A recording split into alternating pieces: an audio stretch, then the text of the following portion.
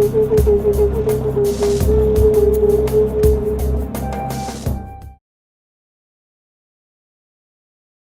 remain standing for the playing of the national anthem of Jamaica.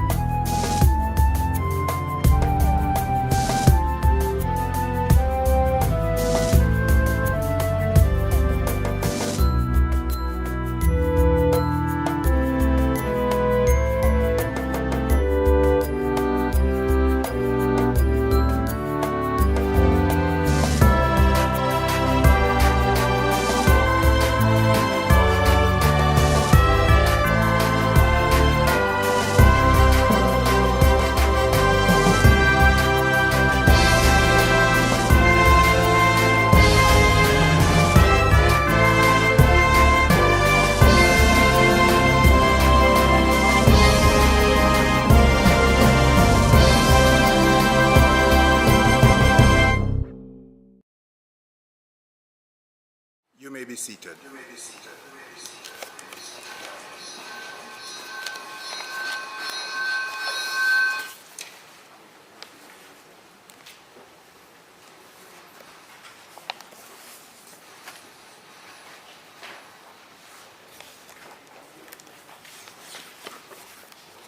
Your TV is now muted. Okay.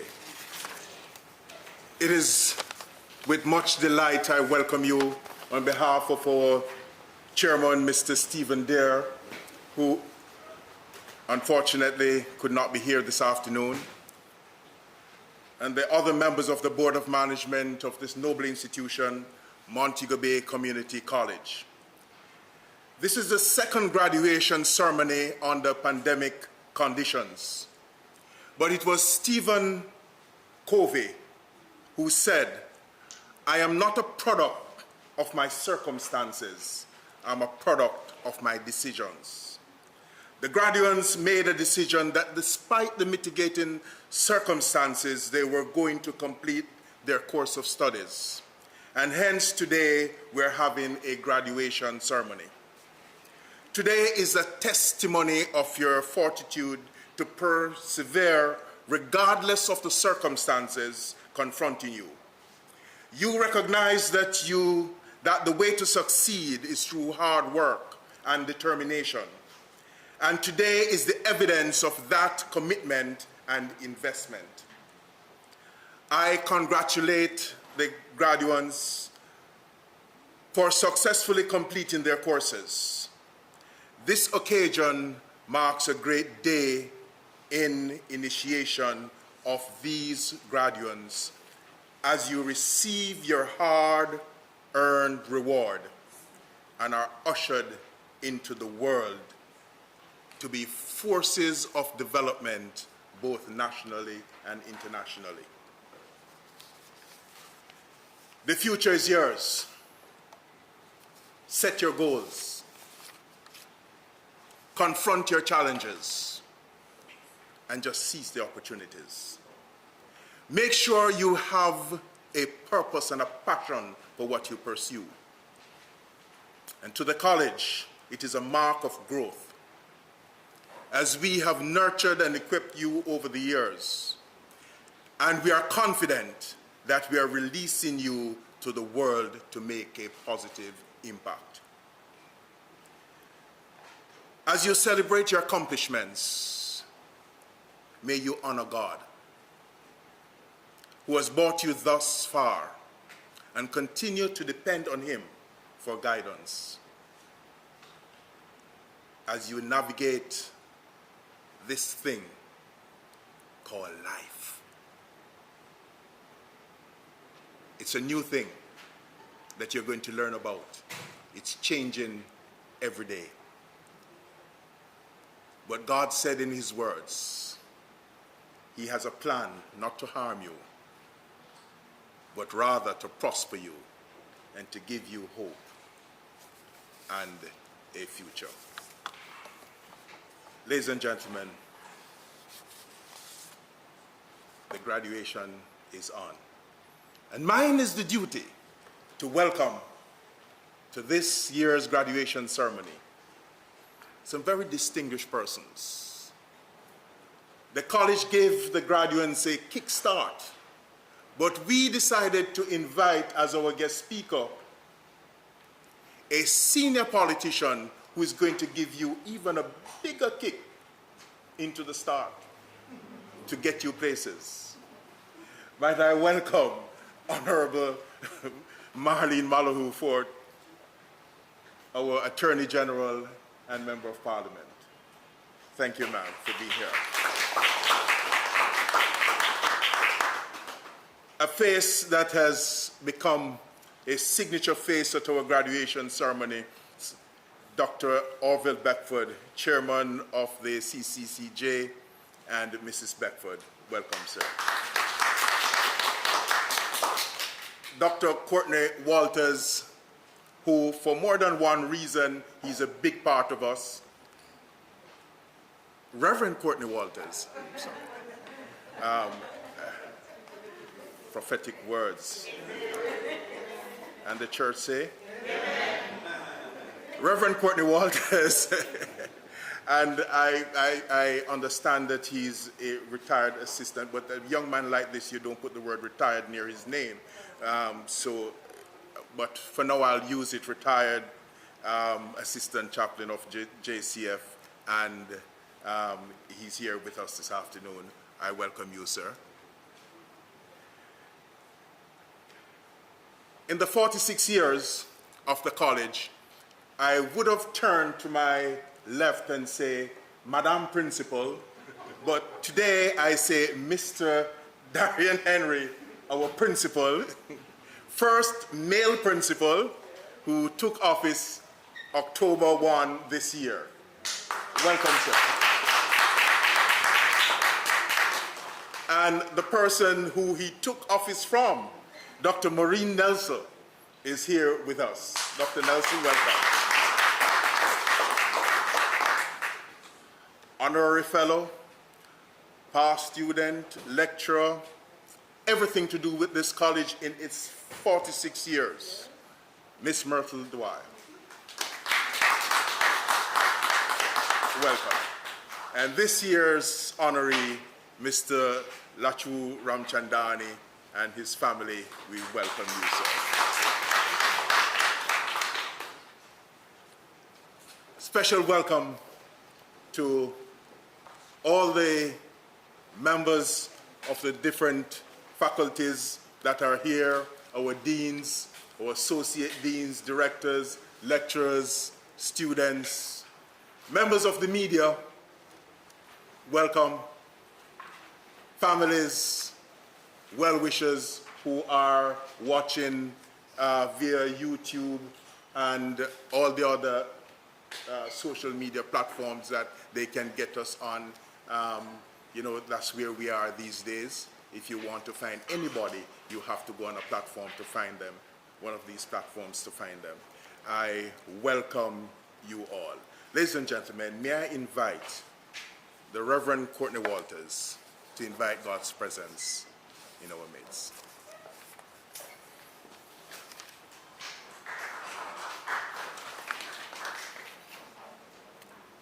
I invite you all to be upstanding.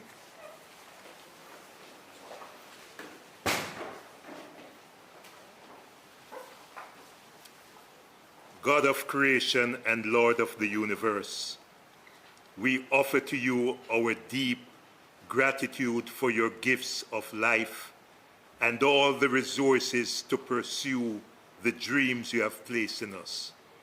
We thank you for the students who have worked hard and have committed themselves to study, and today they are being rewarded in this ceremony for their diligence and their dedication. We praise you for institutions like the Montego Bay Community College and other training agencies that provide knowledge and create wisdom and cultivate character. We thank you for all who have been a part of it, for the many pioneers and partners who continue to expend their energies in order to make institutions like these function. O God, we present to you all the men and the women who work in the various fields and who have been trained here. And now that these graduates move on to new areas of work and contribution, may you continue to give them the grace and the inspiration. Thank you for Jamaica, land we love, for all its people and its natural resources. Thank you for those who continue to lead our country and provide direction. And we pray that through their diligence, that Jamaica may continue to grow in grace and prosperity. Lord God, we are not unaware of the challenges that face us. So we pray for your divine grace to give us the commitment and the drive to make our country greater. Lord, heal us of our vicious and violent impulses and help us always to remember that we are creatures of a loving God. May your blessing be upon us. And now, may the God of peace, who through the blood of the eternal covenant brought back from the dead our Lord Jesus, that great shepherd of the sheep, equip you with everything good for doing his will, and may he work in us what is pleasing to him, through Jesus Christ, to whom be glory forever and ever. Amen.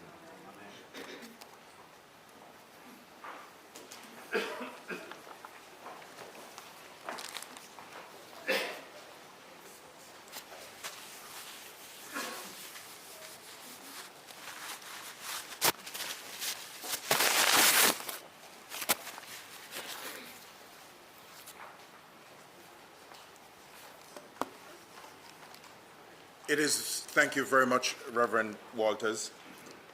It is with great pleasure that I advise you that this year we have over 620 students who have met the requirements for graduation. However, we have just over 300 that will be participating in today's ceremony. And this includes those who will receive diplomas having pursued the CAPE programs here at the Montego Bay Community College. Great achievements. Well, ladies and gentlemen, mine is the pleasure to invite for the very first time Mr.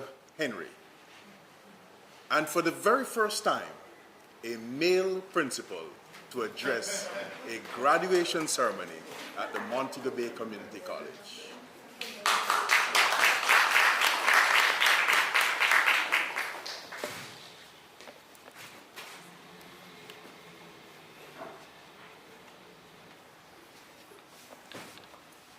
Deputy Chairman of the Board of Management, Mr. Rodcliffe Robinson, Attorney General of Jamaica and our guest speaker, Honorable Marlene Malahoo-Forte, Chairman of the Board of Management, Mr. Stephen Dare, and other distinguished members of the Board of Management in the audience and who have joined virtually, Retired Assistant Chaplain of the Jamaica Constabulary Force, Reverend Courtney Walters, Chairman of the Council of Community Colleges of Jamaica, Dr. Orville Beckford and Mrs. Beckford, Executive Director of the Council of Community Colleges, Dr. Donna Powell-Wilson, Honoree Mr. Latu Ramchandani and family members, Vice Principal Academics Mrs. Carol Walters, Vice Principal Administration Mrs. Colleen Ricketts-Evans, Westmoreland Campus Director Mr. Linwall McFarlane, Retired Principals Dr.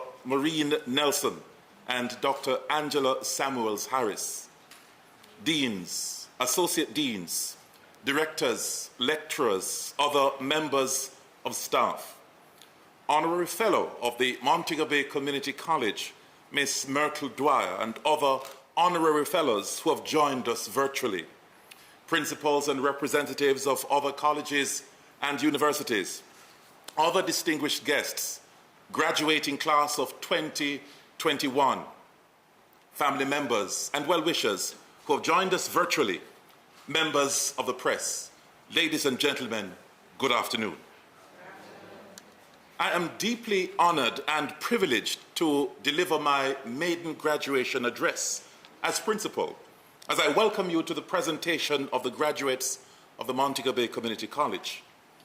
Albeit the virtual aesthetics of yet another year of adapting to the norms of leading, learning, and managing in the new normal, we are no doubt unfurling the pride and excitement of presenting the graduating class of 2021. Without equivocation, the Montego Bay Community College has demonstrated the gold standard of delivering high-quality teaching and learning in this, the 46th year of the existence of this noble tertiary institution. Our organization has amassed an incredible track record, and today's presentation of the graduating class is but a signal moment in the blissful life of the college. I express gratitude to my predecessor, Dr. Marie Nelson, who has ended this leg of the relay. It hearkens for me, ladies and gentlemen, the sounds of the chariots of fire as we blaze the trail on this leg of a new journey in the life of the college. The Montego Bay Community College is well advanced in positioning itself to stimulate the moving parts of being the college of the future. Festooned by the ambitious 11-point strategic plan, we are prepared to disrupt with curriculum innovation, global workforce training and development, supported by community-driven stakeholder engagement. We are sending an unmistakable signal to the community at large that we are calibrating our systems and processes for the MBCC experience with beyond pandemic pedagogy and training philosophy. This is without a doubt rationalized by our vision, the tertiary institution of choice, by providing world-class multidisciplinary education and training for lifelong learning to satisfy the needs of a dynamic global marketplace. We are testifying to this in offering 6 bachelor's degree types, mostly accredited by the University Council of Jamaica, 19 associate degree types, and a wide range of professional certification courses. So to the high school student or working class professional wondering where to get that edge in professional advancement, the Montego Bay Community College is waiting on you. Hurry up. Ladies and gentlemen, our vision of providing world-class multidisciplinary education and training is being realized today. Approximately 300 students are graduating. Another 626 students have met the requirements of this graduation, including students who have received diplomas, having pursued the Caribbean Advanced Proficiency Examination Program. Graduation traditionally heralds an important milestone in one's personal and professional pursuits.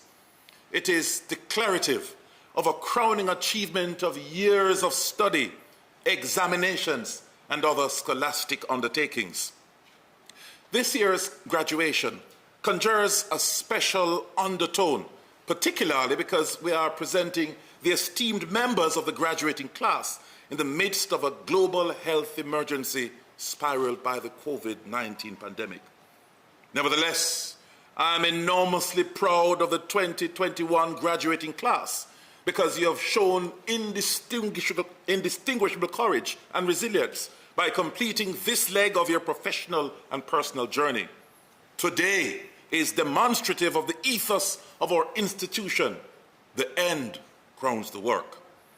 Today, graduates, is your crowning moment, and I can only imagine that dazzling feeling of elation and joy as you embrace this remarkable moment.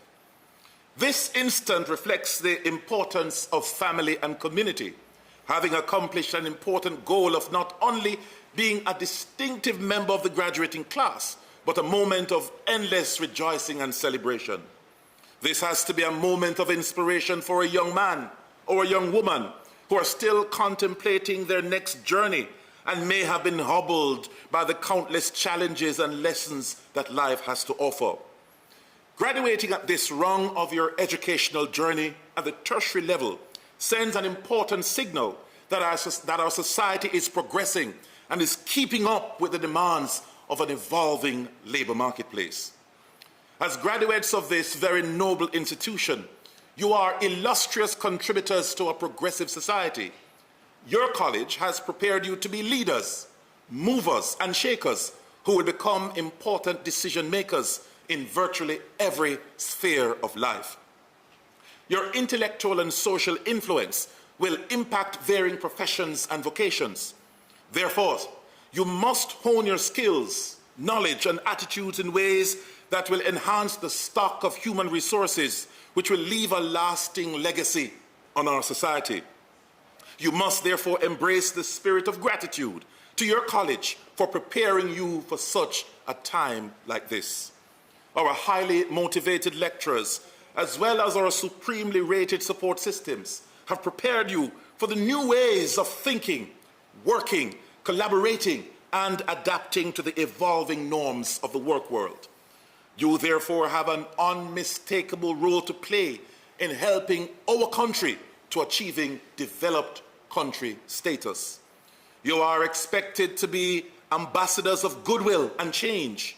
You are expected to be lifelong learners. Alvin Toffler, in his 1975 book, Future Shock, left us with a glaring reminder, and I quote, "The illiterates of the 21st century are not those who cannot read and write, but those who cannot unlearn and relearn." Graduates, be prepared to acquire and discover new skills, which will no doubt help you to thrive and survive in a dynamic world. Do not limit your good selves by clinging only to this rung of the educational ladder. Combine your strengths and competencies with being street smart in reaching for your goals. Be bold in coming together and establish startups through innovative entrepreneurial undertakings to exploit and explore ideas for creating goods and services for the good of humanity. We have seen many examples in the global spaces where graduates, schoolmates, have formed important alliances to pursue recipes of innovation and modernism. Just think about Facebook, TikTok, and Tesla. You can do it. The Montego Bay Community College has sent the signal that we are positioning to maintain institutional relevance by changing demands of certification, accreditation, workforce development, and curriculum alignment. Importantly, too, we must tap into the demands of certifying our labor force, which will have far-reaching implications for productivity and economic development. Our institution will no doubt demonstrate collegial stamina in promoting the optimal MBCC student experience combined with lifelong learning.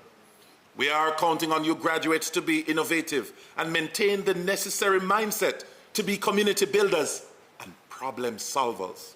Stay close to your dreams, because it is through hard work and dedication with Christ in the midst that you will exhibit excellence in your professional pursuits. You cannot grow and be comfortable at the same time. They cannot coexist. Go forth, graduates, conquer, achieve, and give back to the greater good. I end with a quote from Maya Angelou. Quote, "I encourage you to live with life.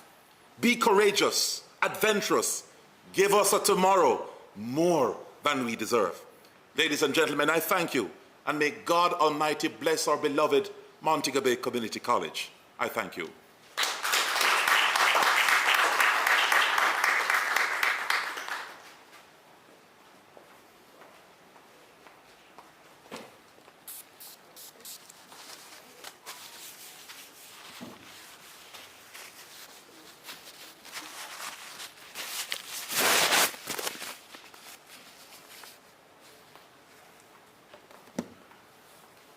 I almost said, and that was the news by, but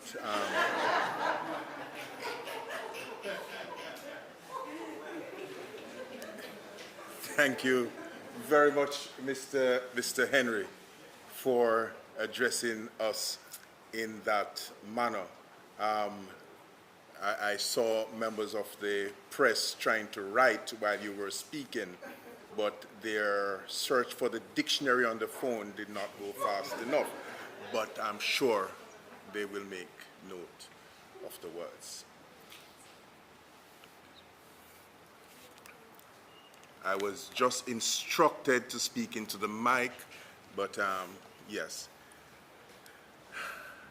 Ladies and gentlemen, over the past several years, we have been inducting fellows into our honorary fellowship, and I see one member, honorary fellow, along with myself, who was inducted 2 years ago.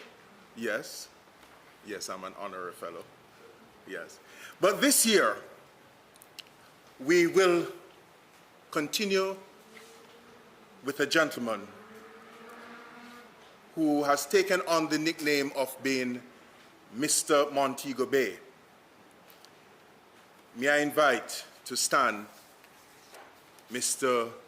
Lachu Ramchandani. And I'll invite the principal to read a statement on the induction.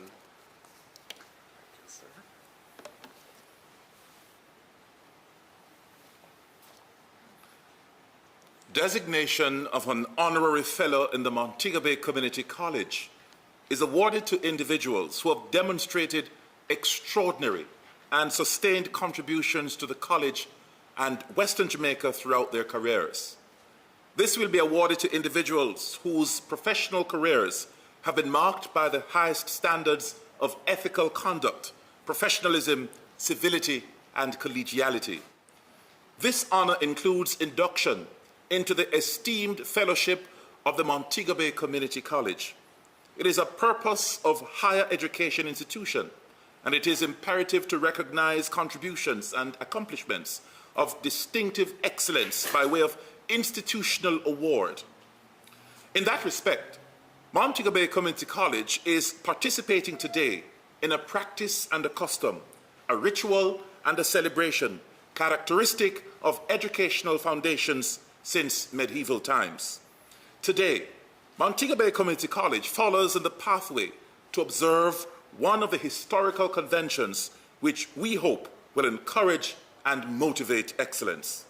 This is an award which is not given lightly. Its value should be cherished. Its standard is singular. The process which governed the selection have been rigorous and meticulous.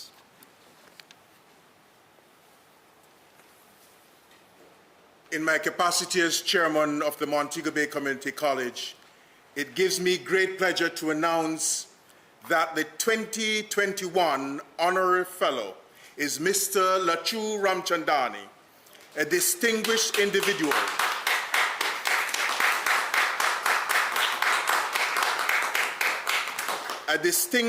individual whose contributions to Western Jamaica are outstanding.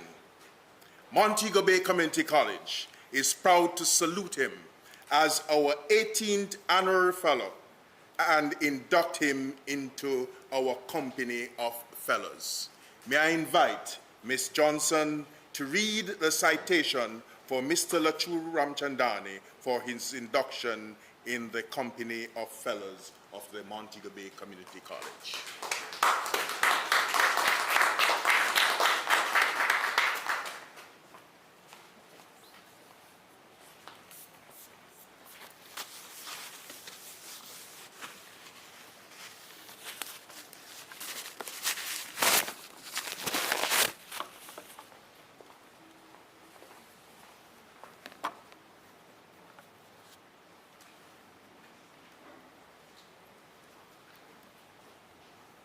Good afternoon. Good afternoon, ladies and gentlemen.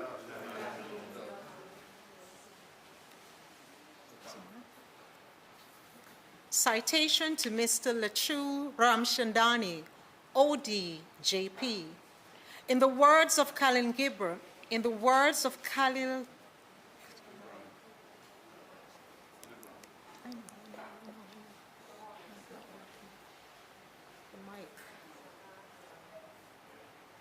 in the words of Khalil Gibran, you give but little when you give up your possessions. It is when you give up yourself that you truly give. These sentiments have been espoused and personified by you, Mr. Ramchandani, as you have served Jamaica with unwavering dedication. From humbly vending varied items out of your old Toyota Corolla hatchback to the formation of Nick Nat's gift shop to the majestic Blue Diamond Shopping Center, you have established yourself as an entrepreneur extraordinaire and an esteemed global business leader. Your outstanding work with the Indian High Commission has strengthened significant relationships between India and the Jamaican Indian community. You have played an integral role in diverse projects spearheaded by the Indian High Commission, the most recent being the sponsorship of a medical camp to assist in the fight against COVID-19 in the West. Furthermore, your sense of social responsibility and your concern for humanity are demonstrated in your altruistic efforts in Western Jamaica. Your service to your community and generosity have been undoubtedly remarkable. This is evident in your contribution to numerous charitable organizations, your long-standing monetary and administrative support of the Good Shepherd Foundation enabled important charitable projects, which include management of a hospice for AIDS patients. You have enduring associations with the Home of Charlotte's Children and Friends for Education, organizations such as the Montego Bay Chamber of Commerce and Industry, American Chamber of Commerce, AmCham, Lions Club, Blossom Gardens Children Home, NPG Insurance Brokers, Jamaica Association for the Deaf, and the Jamaica Constabulary Force have been enriched by your involvement and leadership. The transformative role that you have played in the social and economic development of Montego Bay is worthy of commendation. As an avid beauty connoisseur, you boast decades of participation in local and international beauty pageants. When you adopted the role of franchise holder for Miss Jamaica World Cornwall pageant, you afforded young ladies from the West the opportunity to actualize their aspirations of excellence in these competitions. You then saw the need for even greater heights in this field, which inspired you to establish and manage the Miss Global International Beauty Pageant.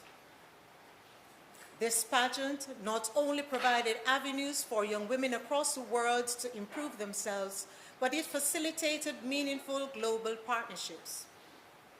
The pageant has a unique distinction of being economically viable and charitably important, as the funds have been used to support various charities and positively impact tourism in Montego Bay. This laudable generosity of spirit and commitment to diverse projects and business ventures, coupled with your dedication to your family, make you the complete, well-rounded gentleman. It was Rabindranath Tagore who said, "Reach high, for stars lie hidden in you. Dream deep, for every dream precedes a goal." Mr. Ramchandani, these words epitomize your life and work to date, as you have recognized the stars within you and worked toward your goal. Consequently, you were conferred with the prestigious Order of Distinction in the rank of Officer, OD, for outstanding service in tourism, business, and community.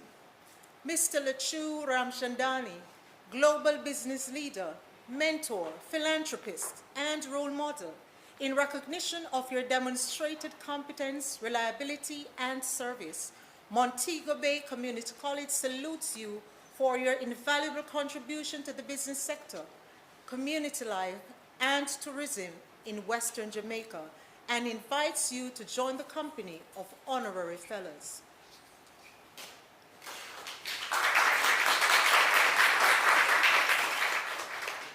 On behalf of the Montego Bay Community College, I now present you to the chairman for induction into the company of honorary fellows.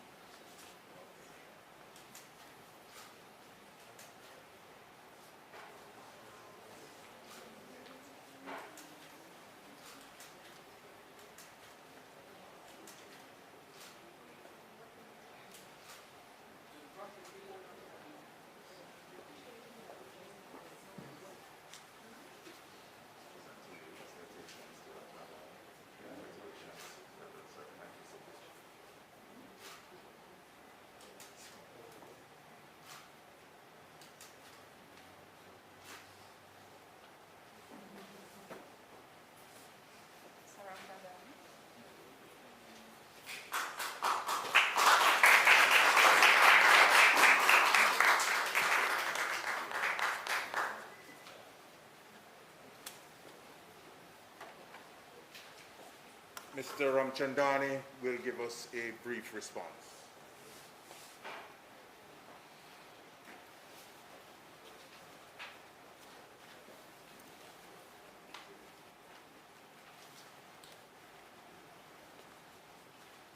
Good afternoon. I feel extremely privileged and blessed, especially wearing this jacket. Remind me I have to be working with my beautiful friend here, our AG MP. Let me welcome you, our MP, AG, JP, most hard-working MP of the West. Ladies and gentlemen, give her a round of applause.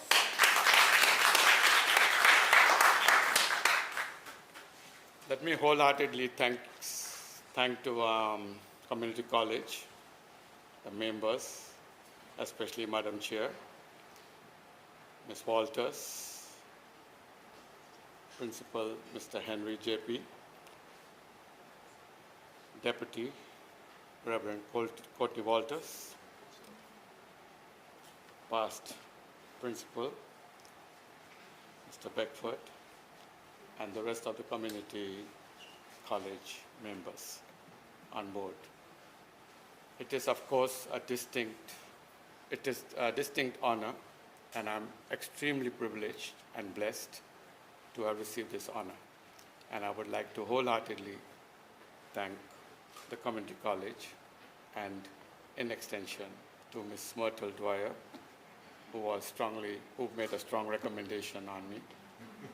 And of course, to the whole board, once again, I would like to thank everybody for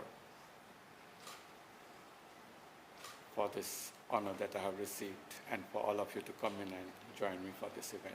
Thank you very much.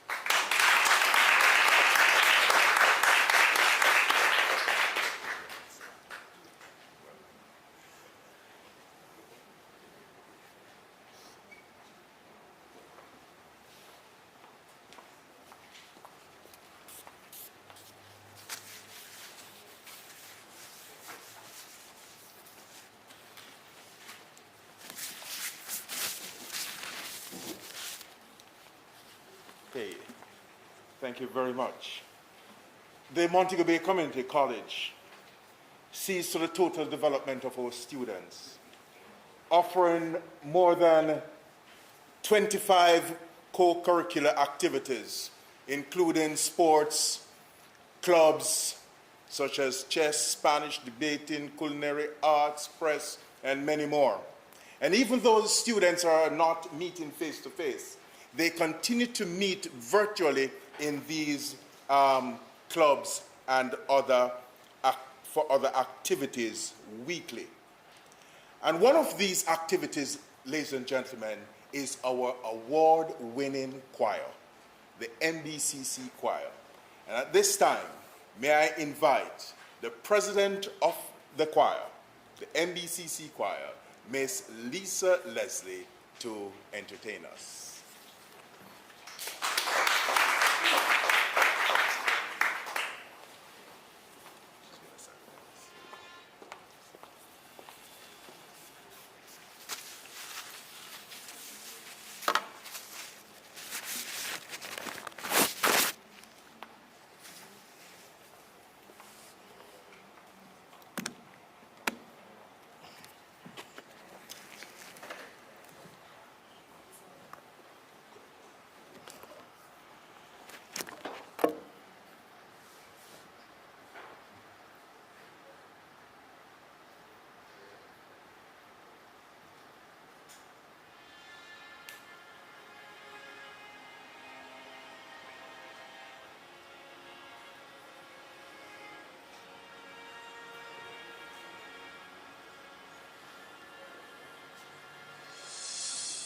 There's a dream in my soul, a fire that's deep inside me. There's a me no one knows, waiting to be set free. I'm gonna see that day. I can feel it, I believe it. Change is coming my way. I was born to be somebody. Ain't nothing that's ever gonna stop me.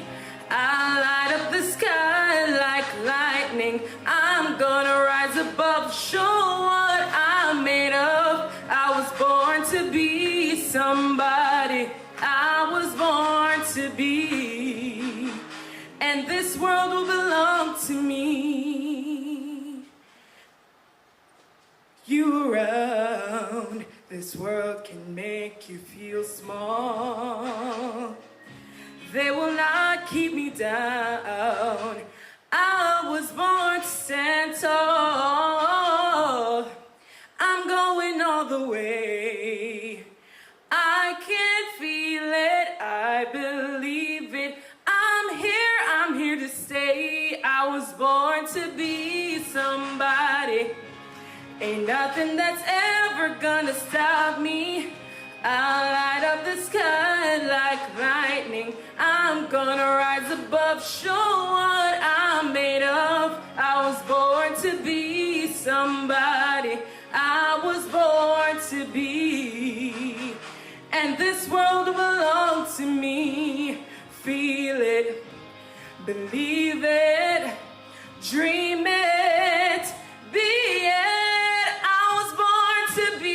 Somebody, ain't nothing that's ever gonna stop me. I'll light up the sky like lightning. I'm gonna rise above, show what I'm made of. I was born to be somebody.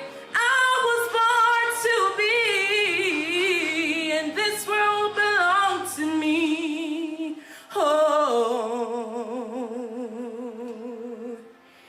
And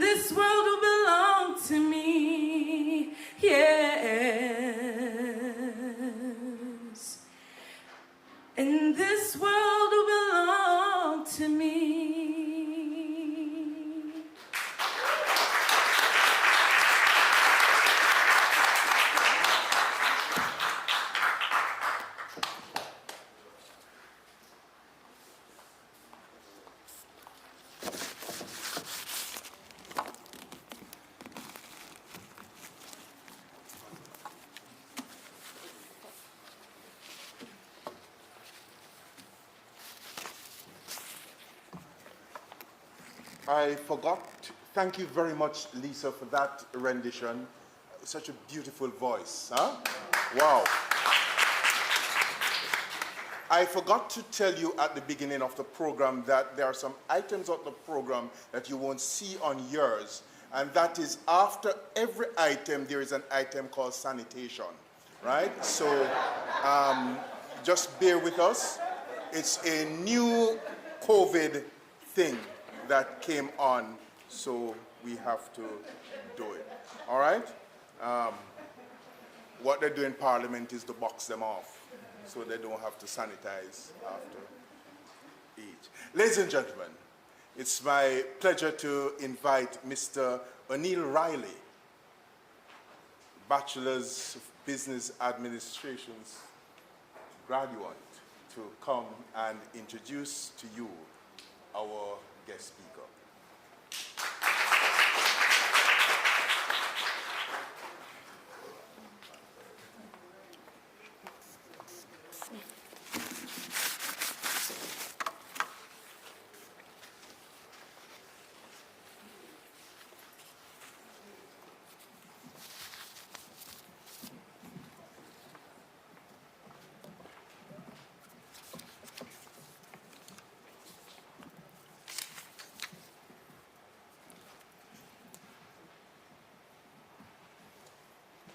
Deputy Chairman of the Board of Management, Mr. Radcliffe Robertson, Attorney General of Jamaica, and our guest speaker, Honorable Marlene Malahoo-Forte, Chairman of the Board of Management, Mr. Stephen Deere, and other distinguished members of the Board of Management in the audience and who have joined us virtually, Chairman of the Council of Community Colleges of Jamaica, Dr. Orville Beckford and Mrs. Beckford, Executive Director of the Council of Community Colleges of Jamaica, Dr. Donna Powell-Wilson, Retired Assistant Chaplain of the Jamaica Constabulary Force, Reverend Courtney Walters,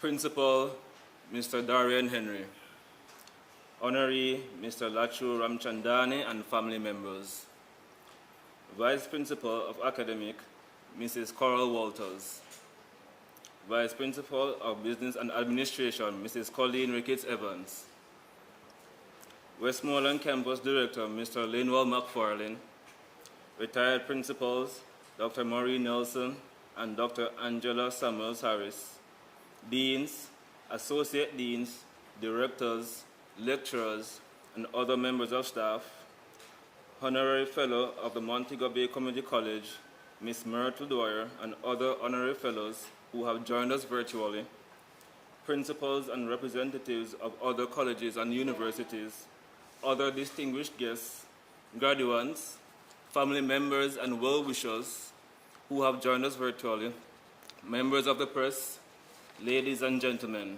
good afternoon. Today, I am very proud to be here as one of the few students chosen to represent the graduating class of 2021, but I feel even more delighted and privileged to introduce to you one of our Western Jamaica's most illustrious achievers, our guest of honor and keynote speaker, the Honorable Marlene Malahoo-Forte. Passionate about public service, Marlene Patricia Malahoo-Forte, QC, MP, is the Attorney General of Jamaica and Member of Parliament for the constituency of St. James West Central. She is dubbed a technocrat politician who brings a unique approach to executive decision-making and representational politics, shaped by perspectives gained from work across all three branches of government, media, academia, and volunteerism. She is also known for implementing innovative solutions with measurable results to difficult problems. She has been honored as a professional woman of excellence and for service excellence and distinguished professional achievements that have inspired others. She is a member of the Integrity Commission Oversight Committee of the Parliament and Jamaica's lead expert on the Committee of Experts of the Mechanism for the Follow-up on Implementation of the Inter-American Convention Against Corruption. Ms. Malahoo-Forte is a member of the Cabinet's National Security Council and attends the Cabinet's Legislation and Public Order Committees and the National Council on Justice, among others. She guided the development of the legal framework for Jamaica's national response to the COVID-19 pandemic, with necessary checks and balances and appropriate parliamentary oversight on the Prime Minister's use of executive orders. Regionally, she is a member and former chairman of the Caribbean Community's Legal Affairs Committee and an executive member of the CARICOM Council of Legal Education. She appears in court primarily before the Judicial Committee of the Privy Council in England in cases of high importance for the government and is a member of the Rules Committee of the Supreme Court of Jamaica. Mrs. Malahoo-Forte is the Vice President for Latin America and the Caribbean on the Board of Governance of the Parliamentary Network on the World Bank and the International Monetary Fund for the 2021 to 2023 term. She is a fourth-term legislator with a thorough knowledge of the legislative process, and she demonstrates attention to detail at all stages. Her tenure spans both Houses of Parliament of Jamaica on both sides of the aisle. She was first elected to the House of Representatives on February 25, 2016, and re-elected on September 3, 2020. Initially, she was appointed Senator in Government and Minister of State for Foreign Affairs and Foreign Trade on July 15, 2009, in the Bruce Golding administration, and then reappointed Senator in Opposition on January 16, 2012, and subsequently named Shadow Minister of Health and Healthy Lifestyle. During her time as Foreign Minister of State, she regularly headed Jamaica's delegation at various international and regional fora, including at heads of government or state conferences and the World Trade Organization. She was also a member of the Joint Parliamentary Assembly of the European Union and the African Caribbean Pacific Group. She was quickly noticed by her counterparts for her skillful negotiation and staunch advocacy on behalf of small island developing states and highly indebted middle-income countries. For her adroitness in statecraft and international affairs, she was named a Young Global Leader by the World Economic Forum and the Junior Chamber International Top Young Person in the West Indies. While in opposition, was named among the top 3 shadow ministers between 2012 to 2016. She has also hosted, owned, and executively produced a prime daytime call-in radio talk show, Justice, with live internet stream. By disrupting the status quo to successfully clear a huge backlog of cases as a trial judge of the parish courts, she earned the commendation of the wider society and was honored as a bigger high achiever in the legal and justice system. From her early years at the public bar, she had an invariably high success rate in the trial and appellate courts as a formidable, fair, and fearless prosecutor. Mrs. Malahoo-Forte's goal is to help increase integrity in actions and systems in government to make government more accountable and efficient. Her many academic qualifications include Masters in Public Administration, Masters in Law degree from the King's College London, where she was a Commonwealth Scholar, a Bachelor's of Law degree received from the University of the West Indies. She is also a Yale World Fellow, an Associate Alum of Oxford, and a former head girl of the Manning School. Ladies and gentlemen, please help me welcome our guest speaker, Mrs. Malahoo-Forte, as I invite her to the podium to address us.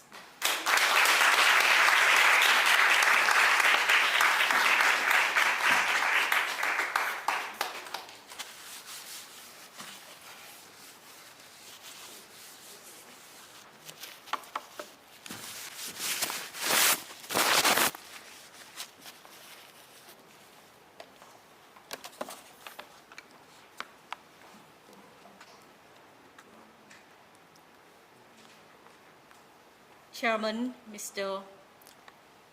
Rodcliffe Robertson, Deputy Chairman of the Board of Management, of the Montego Bay Community College, permit me to thank,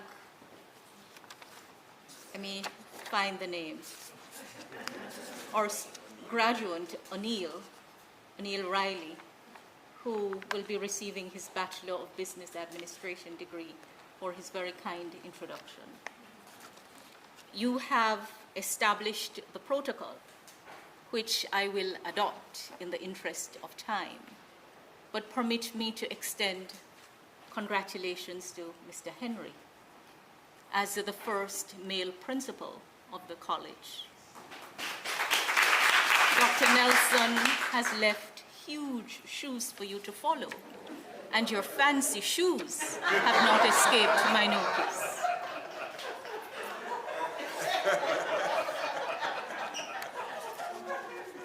Chairman, permit me also to extend congratulations to my dear brother, Latu, Officer of the Order of Distinction, Justice of the Peace. We have a little thing. He calls me AGMP and I call him ODJP. I congratulate you for your induction into the company of the Honorary Fellows of the Montego Bay Community College. I believe it is a befitting honor bestowed upon you.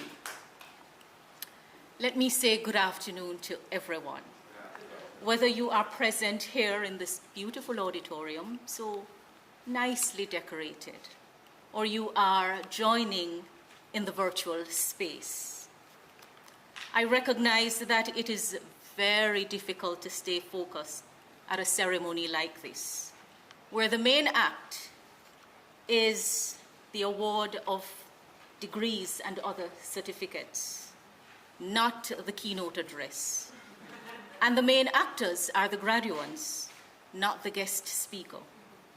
Furthermore, when you participate through the online option, there is always the temptation to multitask. And so you divide your attention and you switch the camera on and off. It is my hope that I can just hold your attention for a little bit. I know the graduates are especially looking forward to that part of the proceedings when they receive their little piece of paper, the evidence of the qualification they have worked so hard to achieve, so they can get past this point. I note that they are being awarded bachelor or associate degrees from the Council of Community Colleges of Jamaica, represented by the president here, in various areas of studies. And you can understand why I will take note, because of the importance of the qualifications for the workforce. I see studies covering business studies, hospitality and tourism management, social work, management information system and plant science, agricultural technology, architecture and construction technology, engineering, fashion designing, culinary arts, psychology, health and wellness tourism, agro-processing and business management, criminal justice, restaurant operations, funeral service and mortuary science, and the Caribbean Advanced Proficiency Exam, the CAPE. Those will receive their diplomas. I should like the graduates to know just how proud I am of each and every one of them. I extend heartiest congratulations to you on getting to this point. I commend the academic, administrative, and ancillary staff of the college for doing their part in getting you here.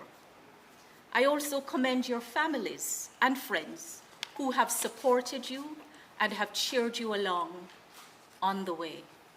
Your success is their success too. Ladies and gentlemen, we know that getting to this point during the COVID-19 pandemic has not been easy. Going forward will also not be easy, as it will require skillful adaptation to life in the new normal. And you'd have noted that a part of the new normal for ceremonies like this is the invisible item of sanitization between the visible items. Our lives have undoubtedly been disrupted by the pandemic in ways we could hardly imagine possible. So many things we took for granted have been brought into question. You know, on the lighter note, who would have thought twice about eating a slice of cake after someone blew out candles on it in a moment of celebration? Seriously. Or who would have believed that wearing a mask fitted to cover your nose and mouth with hardly any part of your face visible would be a requirement to enter a bank and withdraw money? Seriously, such is the nature of the change. But before you get too distracted, I hope we can talk for a moment about one simple question. You know, the address is really focusing on the graduates. And that simple question is, what's next? What's next? After all, you do know that graduation is both a point of arrival and a place of departure. So today I want to help you think about what you will do now that you have earned your degree and are setting off to the next leg of the journey. And let me warn you, it is not my intention to go heavy and big on any controversial issue. I gave a lot of thought about what I would speak to the graduates in particular about. And as I thought, I looked back on my own journey, and there were some things I learned along the way which I wish I had learned at an earlier stage. And so in helping to think about this simple question of what next, I extend an invitation. It is an invitation for reflection, reflection on your condition. And I invite you to search diligently. You can pardon me for using law as a lawyer. But I'm inviting you to reflect on your condition and to search diligently for the law upon which your being is established. It is only by doing this that you will become the wise master, directing your energies with intelligence and fashioning your thoughts to fruitful issue. Simply put, it is really about what is your life based on? What is your life based on? It was James Allen in As a Man Thinketh who said, "A man's mind may be likened to a garden, which may be intelligently cultivated or allowed to run wild. But whether you cultivate or you neglect, whether cultivated or neglected, it must and it will bring forth. If no useful seeds are put into it, then an abundance of weed seeds will fall therein and will continue to produce their kind." The soul, ladies and gentlemen, attracts that which it secretly harbors, that which it loves, and also that which it fears. It reaches the height of its cherished aspirations. It falls to the level of its unchastened desires. And circumstances are the means by which the soul receives its own. Why am I focusing on this? My role as Attorney General and as Member of Parliament allow me a unique insight into the issues confronting the nation, both at the macro level and at the micro level. The role of Attorney General cross-cuts all of government, and the role of Member of Parliament takes you into the most intimate places of people's lives. I see a lot, some of which I sometimes would prefer not to see. And it has me wondering, what it is that we need to do so differently to realize the vast potential of this nation. How are our people showing up? How do they feel about the nation? Do they feel as if they are a part of it? Do they feel that they can make a contribution regardless of their qualifications?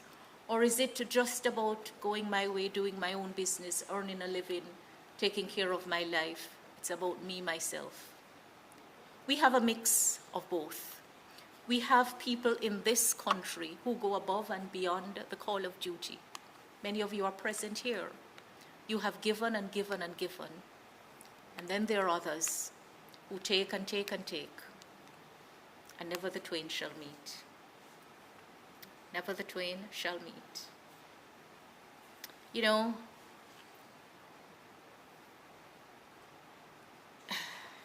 every thought seed sown or allowed to fall into the mind and to take root there produces its own, blossoming sooner or later into action and bearing its own fruitage of opportunity and circumstances.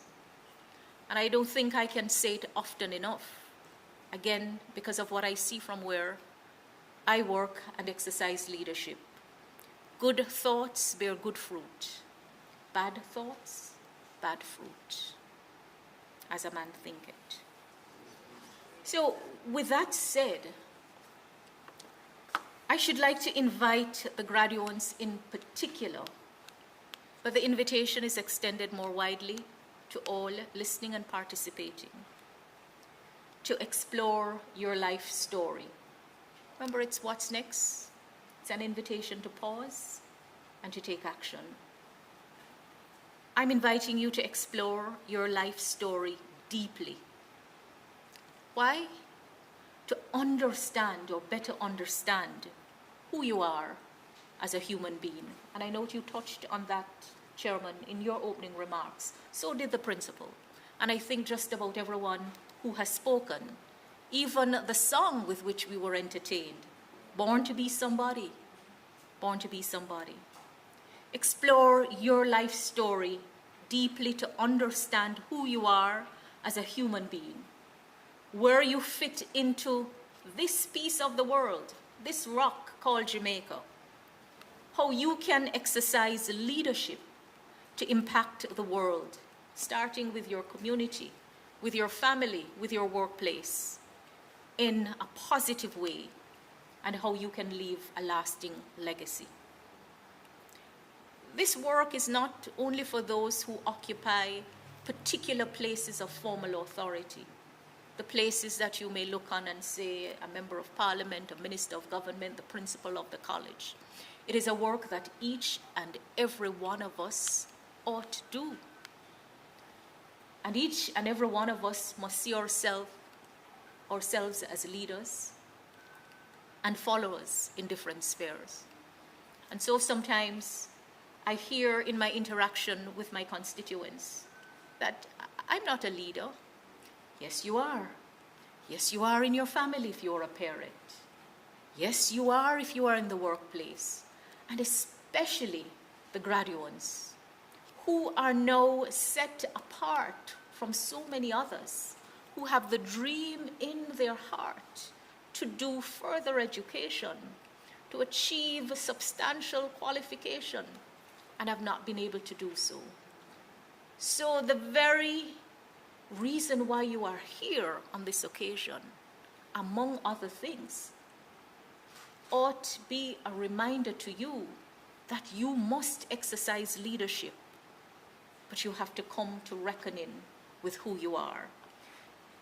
You know, taking this exploration into your life, it's not easy at all. And it will require courage to do it. But it is the courage that will enable you to do that which you are afraid to do. Ladies and gentlemen, deep exploration of our life story is something that not only I highly recommend, but those who have had to patch up others along the way, those who are aspiring for high office, those who aspired and fell shortly of the goal, those who are being prepared. It is something that they say is an intentional reset point of action in the journey forward. Not easy in a society where families are so broken, where many grow up not even knowing their parents, fathers in particular, not understanding who they are, with a fractured sense of identity, and having so many things to grapple with, even as you try to make sense. I know many of you have endured hardship during your course of study. I know that because I offer assistance to many here at the college, both financially and otherwise, and I hear the stories. I spend the time and I listen personally. The work is not just done by my office staff, and I know it is not easy. And sometimes when you get to this place of achieving something so that you can be better enabled for the next step, those who have not taken the journey with you, especially in your family, have huge expectations of you. Not understanding that, you finish and you don't even know what kind of job you're going to get. It may not pay you a lot because we're still struggling to build out the economy to ensure that the wages can be better. And then you're called upon to do things which others didn't really do for you, but the expectation is there. And so you really have to do a reckoning. I'm inviting you to take that deep dive and to explore your life story deeply, who you are, who you're connected to. Because I also know that many, when they have accomplished what you have accomplished today, they sometimes feel a little insecurely because the mother or the father didn't achieve it. Because you're the first to have gone beyond this point. But allow no one to make you feel inferior or shy about where you have come from, because that is not a choice that you had anything to do with. But going forward, it is in your hands. A deep exploration enables us to better realize our potential. And in the same way that you went through a structured program to accomplish what you have accomplished today, believe it or not, personal development requires a similar, considered approach. A lot of people look on results. They say they see the glory and they don't know the story. So let me say it again. To realize our potential, we need a detailed personal development program that will enable us to excel. In my case, ladies and gentlemen, I had to make the leadership journey into my own soul in order to find out who I am and where my real passions lie. So you hear the glowing antecedents. Glowing it is, but it didn't come overnight. I took that deep dive. And, it's just such an amazing journey along the way when you learn about your real passions. I learned how I could become more effective as a person and in the exercise of leadership. After my deep search, I learned that I could never, ever, ever become great by copying someone else. We sometimes look on others and we want the role models. And yes, they must model roles. But it's not only about copying or emulating someone else, but I also couldn't do it by minimizing my shortcomings. As I developed my authentic self, I became more concerned about serving others than about my own success or recognition. And since I have no election on the horizon, so no one will mistake my sharing for using the podium to get the vote. I can tell you, you chuckle, Principal Henry, but it's part of the astuteness and awareness that you learn when you really want to make a difference and you understand what has brought you to the place where you are. You don't cheat it out, eh? You do take advantage, of course, but you really don't cheat it out. And it was for that reason I left the judicial branch of government at a time when I excelled greatly,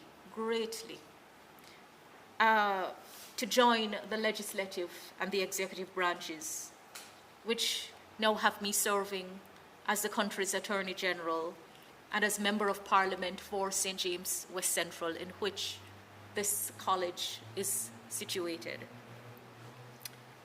You know, developing my authentic self did not, and it does not mean perfection. Far from it.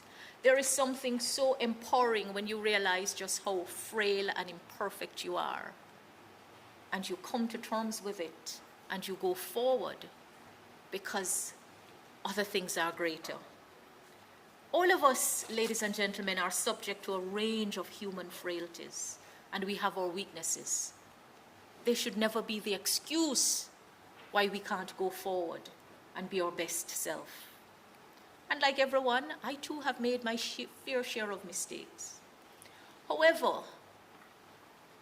what you heard, you know, came as a result of my own acknowledgement of those shortcomings, admitting my errors. And believe me, when you serve in politics, my goodness, sometimes the good which you want to do, you don't do because you're operating on a terrain that is so treacherous.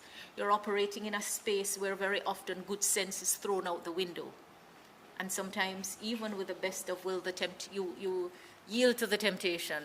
And then afterwards you say, man, I just shouldn't because I know better.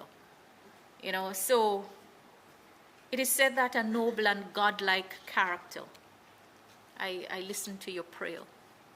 It is not a thing of favor or chance, but it is a natural result of continued effort and right thinking, the effect of long-cherished association with God-like thoughts.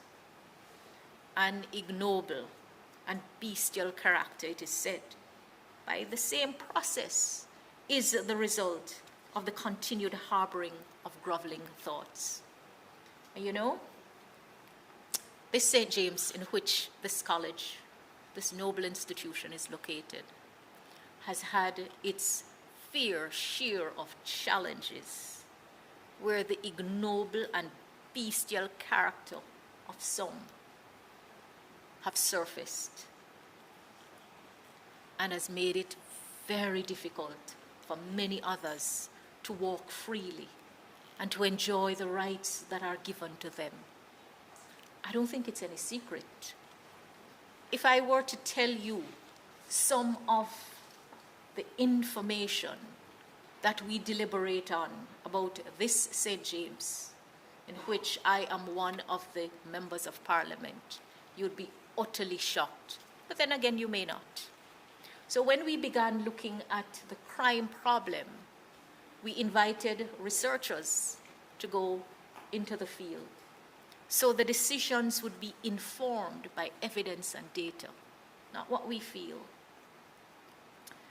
The extent of gang activities is unbelievably high.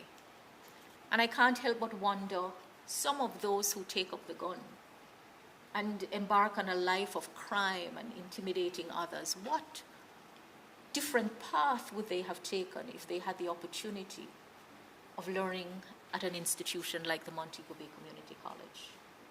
If they made it along the way to this point and were held together, if they had an opportunity to look at their own life, whatever it is that is missing and would have caused them to seek association in the gangs instead of in their families. I wonder. Let me tell you, there is a dark, dark side which shows up in the high level of crime and violence, brokenness that is far too extensive in this St. James. And so I say to the graduates, you have been given an opportunity to set you on a different path, and you must make use of it. The work doesn't stop because you have achieved the qualification. The hard skills you have, but you also will have to work at the softer skills. I remember, one of the constituents came to me needing a job. I said, I'm not employing persons, but naturally I will do my best to find employment opportunities. And I would ask from the business side of the constituency. He succeeded in getting a job. And I really got a hard luck story. And hard luck it is, because it is challenging when you are without a job, you can't take care of your needs, and all of the other issues of what are you going to do with your life come around you. 4 weeks later, I'm walking the streets and I see him. I say, what happened? But you got a job that so many others wished. Well, you see, my MP is all like say, me never like how the supervisor talk to me, so me just walk off. That's it. That's it. And I couldn't help but wonder, did anyone spend time with him to teach him that somebody will correct you? Somebody will speak to you. How do you receive it constructively so that in that rash moment, you don't take a decision which makes it worse for you? So I say the soft skills are going to be as critical as the hardcore skills that are evidenced in the qualification that you achieve. And you have to take the time to hone them. There is no getting out of that work. And as you do that, you will be enabled not only to follow, but to exercise leadership. And to exercise leadership in an authentic way, which requires us to be genuine and to have a passion for our purpose. And ladies and gentlemen, in politics, you hear a lot about the corruption in public life. You hear a lot about lack of integrity. And I'm not saying that anyone can't point a finger at me. And I'm not saying anyone can't question. Question you must, point you must. But let me tell you something. I practice my values.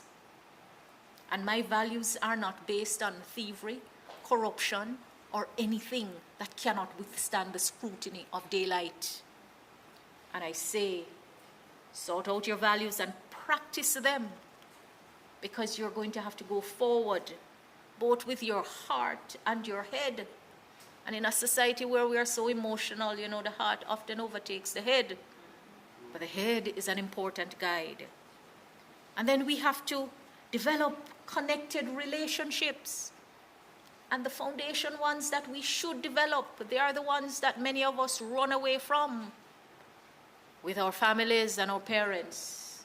Because boy, there is such a level of brokenness there.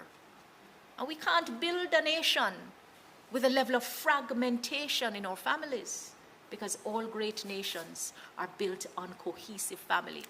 And it doesn't mean you're gonna agree with anyone, but blood thicker than water. And unless and until you do that deep dive to understand who you are and where you belong and what your story, what you're going to take forward and what you're going to leave behind. And if someone didn't set a good example for you, the only example they set is how not to do it and how not to be.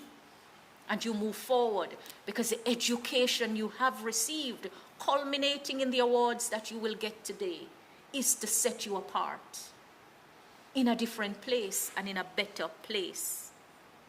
We must have self-discipline to get the results that we want. None of you graduating today could have passed your exam, especially in a pandemic, especially in such a challenging context, without a high level of self-discipline. And the same goes for the staff at every level, for all of us. Ladies and gentlemen, I want to invite you, because I'm going to be closing soon, to stay on course. I've become a passionate advocate for the nation. We need every member of society to stand up and be counted. And I want you to stay on course of your true north. You know what the compass is? Yes, it's forward and upward. No matter the challenges you face, no matter the pressures, no matter the seductions. And this means being true to ourselves and what we believe in, which will enable us to, in turn, engender trust and develop genuine connections with others. You think I could be MP without connecting in a real way with people? Not in this day and age. I wouldn't be entrusted with the high offices that I've been entrusted with if I could not be trusted. So when you set your goals, remember that you can't do it alone, and you have to be trusted by others with whom you work. When people trust you, you'll be able to motivate them, and they motivate you to high levels of performance. And rather than letting the expectations of others guide us, we must be prepared to be our own person and go on our own way. And this is not about individualism. It's about understanding what you bring to the table so that you can show up at your very best in the presence of your frailties, in the midst of the challenges. To find your purpose, you must first understand yourself and your passions. And you spoke of that in your introductory remarks. And in turn, your passions show the way to the purpose of your exercise of leadership. As leaders, each one of you is a leader. You are defined, in fact, all of us are defined by our values. These are the deeply held beliefs that guide our actions. And ladies and gentlemen, believe it or not, our values are personal. They cannot be determined by anyone except us at the end of the day, what it is that we're building our lives on. That first question, what's next? On what is your life to build? To lead by our values is to give expression to our most deeply held beliefs through the exercise of our leadership.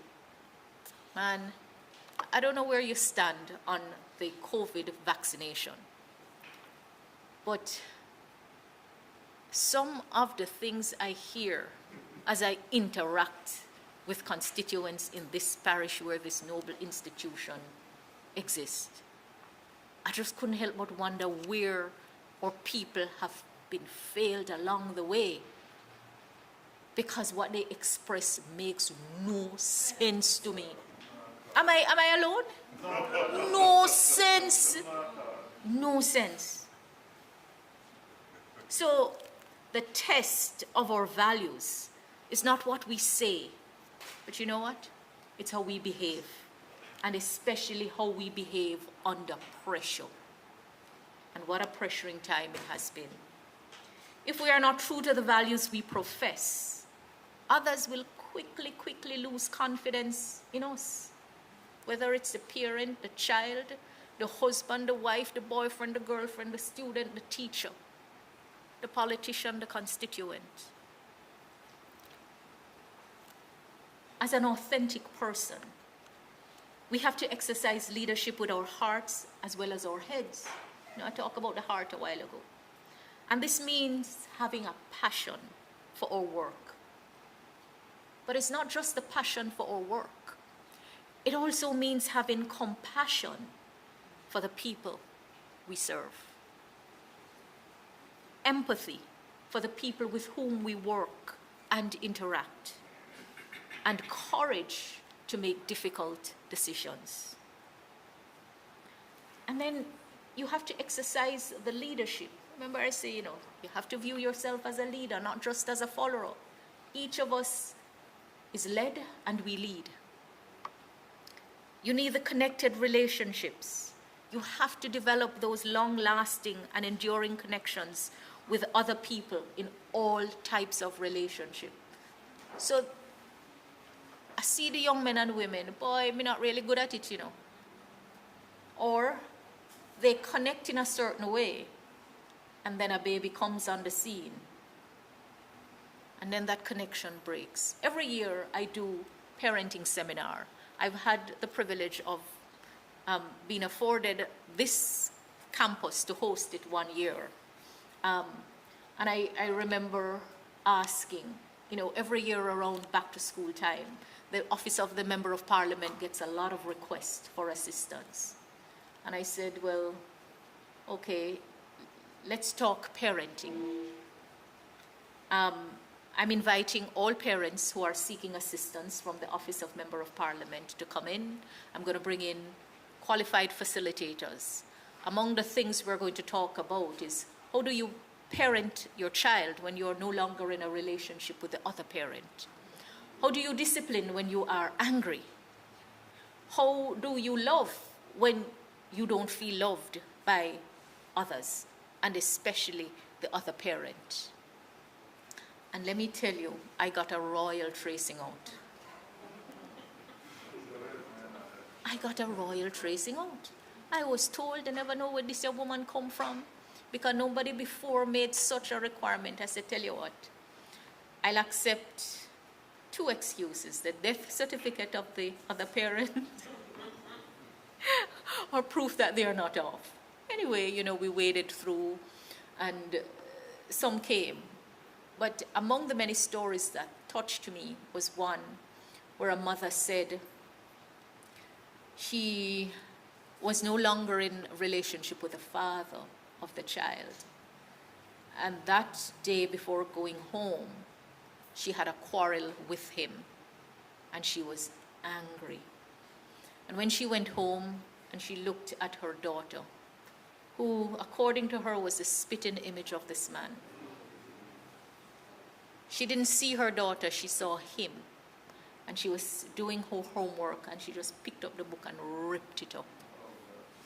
The child went on to school the next day and got into trouble.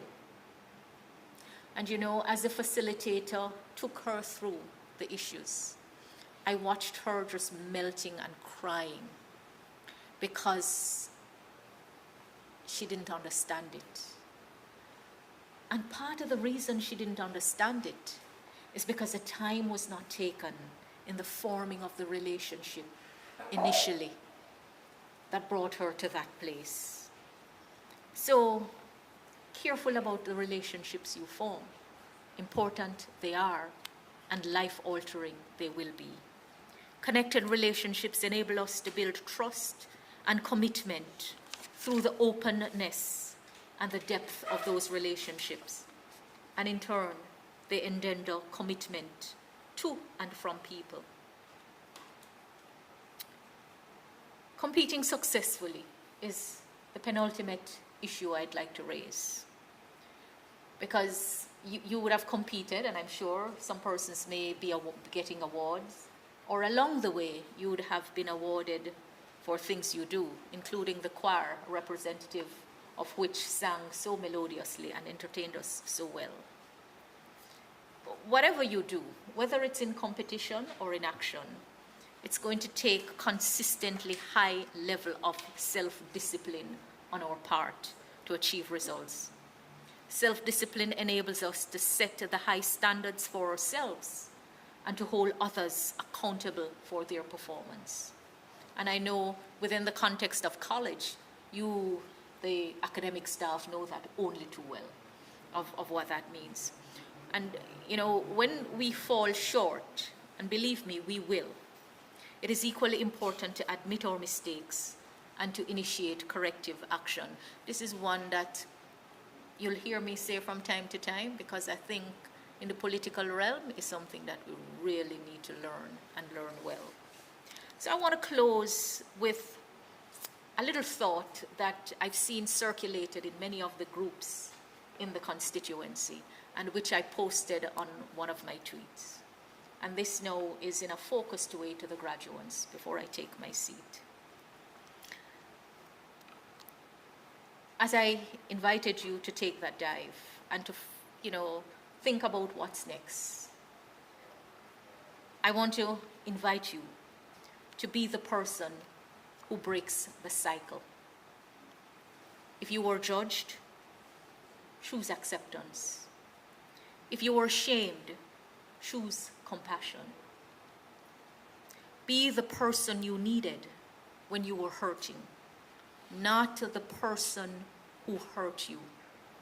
Because what I've learned is that victims' trauma sooner than later becomes an aggressor's trauma. And in our move from a retributive to a restorative justice system, we're discovering that many who do horrible things in this society were themselves victims of horrible, horrible things. Vow to be better than what broke you, to heal instead of becoming bitter, so you can act from your heart and not from a place of pain. I'm so proud of the graduating class of 2021. I didn't mean to dump it on you. I just want to say that having accomplished what you have accomplished, the work has only just begun. This point of arrival is also a place of departure. And so you're going to go and light your path and make a valuable contribution to nation building. Show up at your very best, and I will be cheering you on. Good afternoon.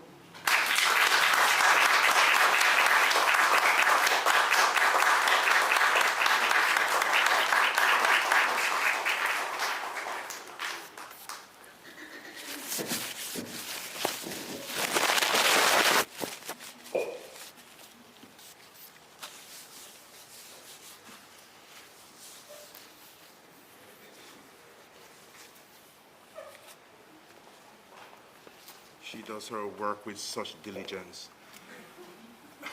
Thank you very much, Madam AG. And I want to present you with a gift that you will go back to Parliament and you will brag and boast about. That in your constituency lies the only college in the Caribbean that has programs for retirees in our Seniors Learning Institute. Come on, I can't hear you. Also, ma'am, in your constituency lies the only college in the Caribbean that currently offers program, and this is not because of the crime in the parish, offers program in funeral services. She's laughing. In funeral service and mortuary science. And we are proud to advise you too that you can boast in Parliament that these programs were recently fully accredited by the University Council.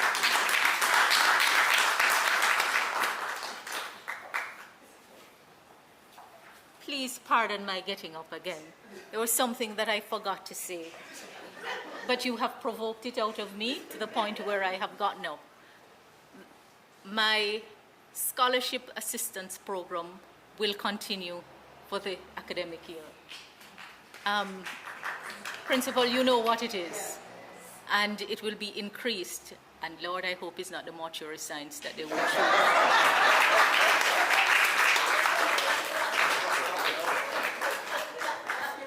Thank you very much.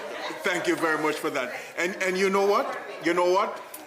With that, you deserve entertainment. Our college choir, our award-winning college choir, will now entertain us.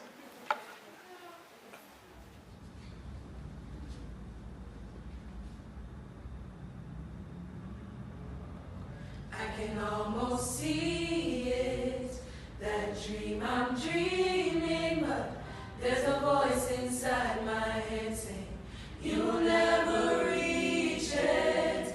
Every step I'm taking, every move I make feels lost with no direction.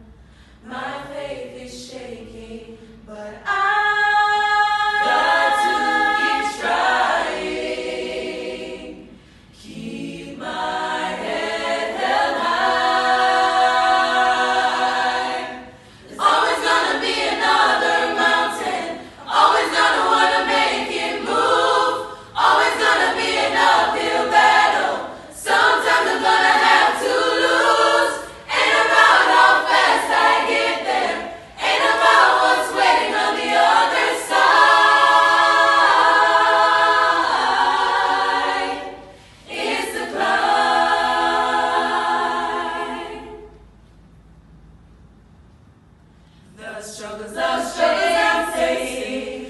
chances I'm taking sometimes might knock me down, but no, I'm not giving up. I may not know it, but these are the moments that I'm gonna remember most, yeah.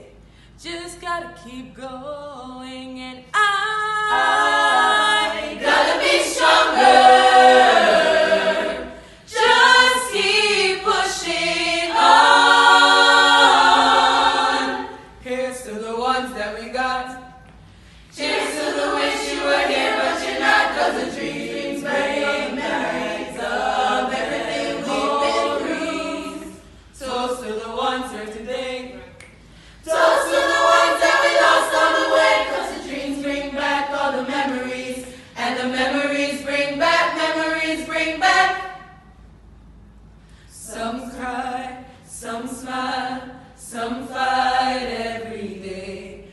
We rise to the top, we know what it takes. Through it all, we survive. Ain't giving up, no. Put up a fight. Got to be ready. Time's getting dread. We pray.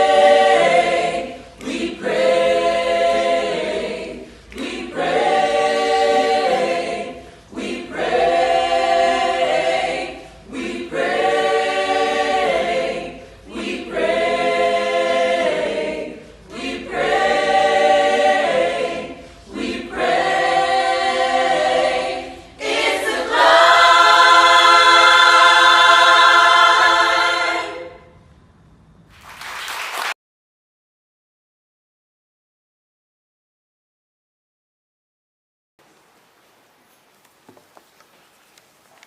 I'll now call on our Vice Principal, Academics, to take us through the process of presentation of the graduates.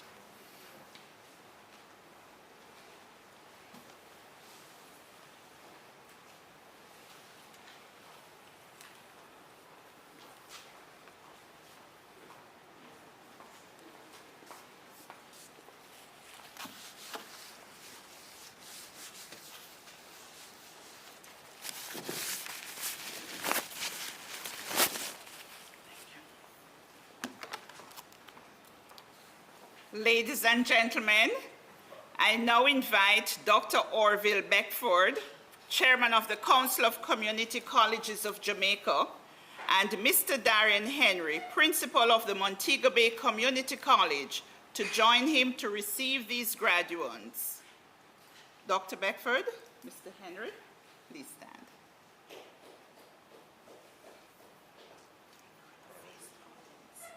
You can stand on that side. Sir, the persons whose names are about to be called studied at the Montego Bay Community College and having satisfied all requirements have been recommended for the award of the degree of Bachelor of Science or have been awarded the Associate of Science degree of this college. By the authority vested in me, I receive these persons whose names are about to be called and those who are unable to attend as graduate members of our society. Sir, I now call on Mrs. Rochelle Porter Linton, Dean of the Faculty of Arts, Natural and Social Sciences, to present those persons who have been awarded the Associate of Science degrees in Agro-Processing and Business Management, Criminal Justice, Funeral Services and Mortuary Science, Psychology and Social Work, and the Bachelor's degree in Plant Science and Social Work, and the Diploma in the Caribbean Advanced Proficiency Examination. Mrs. Linton.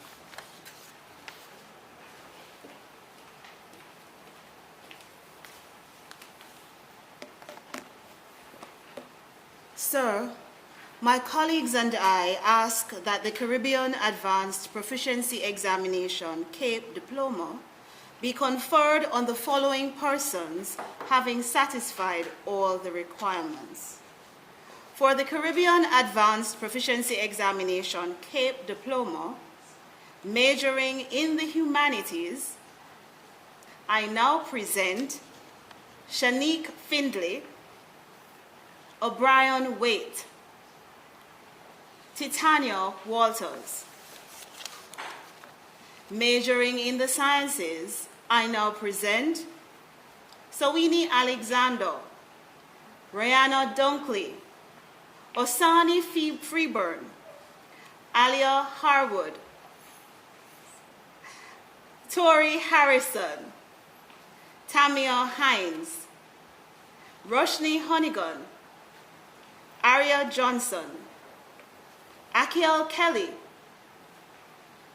Anya Levy, Ashley Marie McCarthy, Tajna Myers, Abriana Powell, Rikayla Rowe, Gabriel Seaton, Malkai Summers Dehaney, and Adrian Thorpe.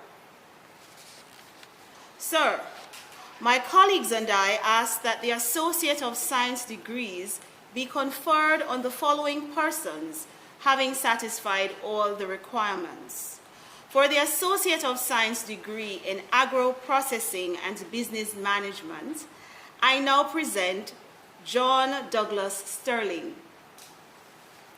For the Associate of Science degree in Criminal Justice, I now present Zakia Campbell, Jovane Hilton, Trishante Patterson, Shannon Perkis, Alditha Samuels, Renika Small, Kemuel Steele. For the Associate of Science degree in Funeral Services and Mortuary Science, I now present Sandria Blake. For the Associate of Science degree in Psychology, I now present Monette Hall and Ranika Morris. For the Associate of Science degree in Social Work, I now present Amishka Aikman, Colicia Campbell, Tiffany Catterell, Shakira Cope, Marsha Dwyer, Georgiana Fenton, Nathan Grubb, Cassandra Horton-Clark, Ramona Hendricks, Tiffany Henry, Trudy Ann James, Tiffany Lewis, Alia Marsh, Yvette McCullough, Nikayla McIntyre, Kiana Miller, Stephanie Palmer, Amanda Parker, Shanae Howell, Stacy Ann Reed, Orion Salmon, Gabrielle Smith, Damian Williams, and Rikayla Wills. Sir, my colleagues and I ask that the Bachelor of Science degree be conferred on the following persons having satisfied all the requirements. For the Bachelor of Science degree in Plant Science, I am pleased to present Miss Sophia Douglas.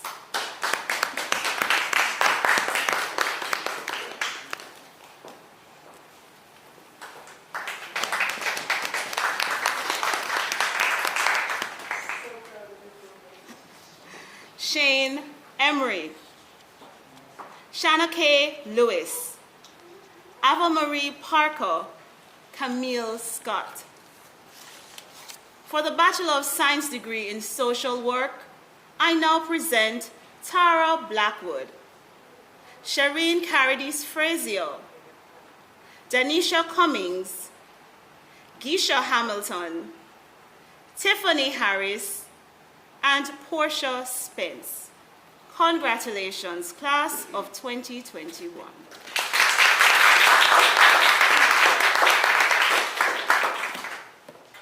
Sir, I now call on Mrs. Shirley Grant Williams, Dean of the Faculty of Business and General Studies, to present those persons who have been awarded the associate degree in business administration, and the bachelor's degree in business administration.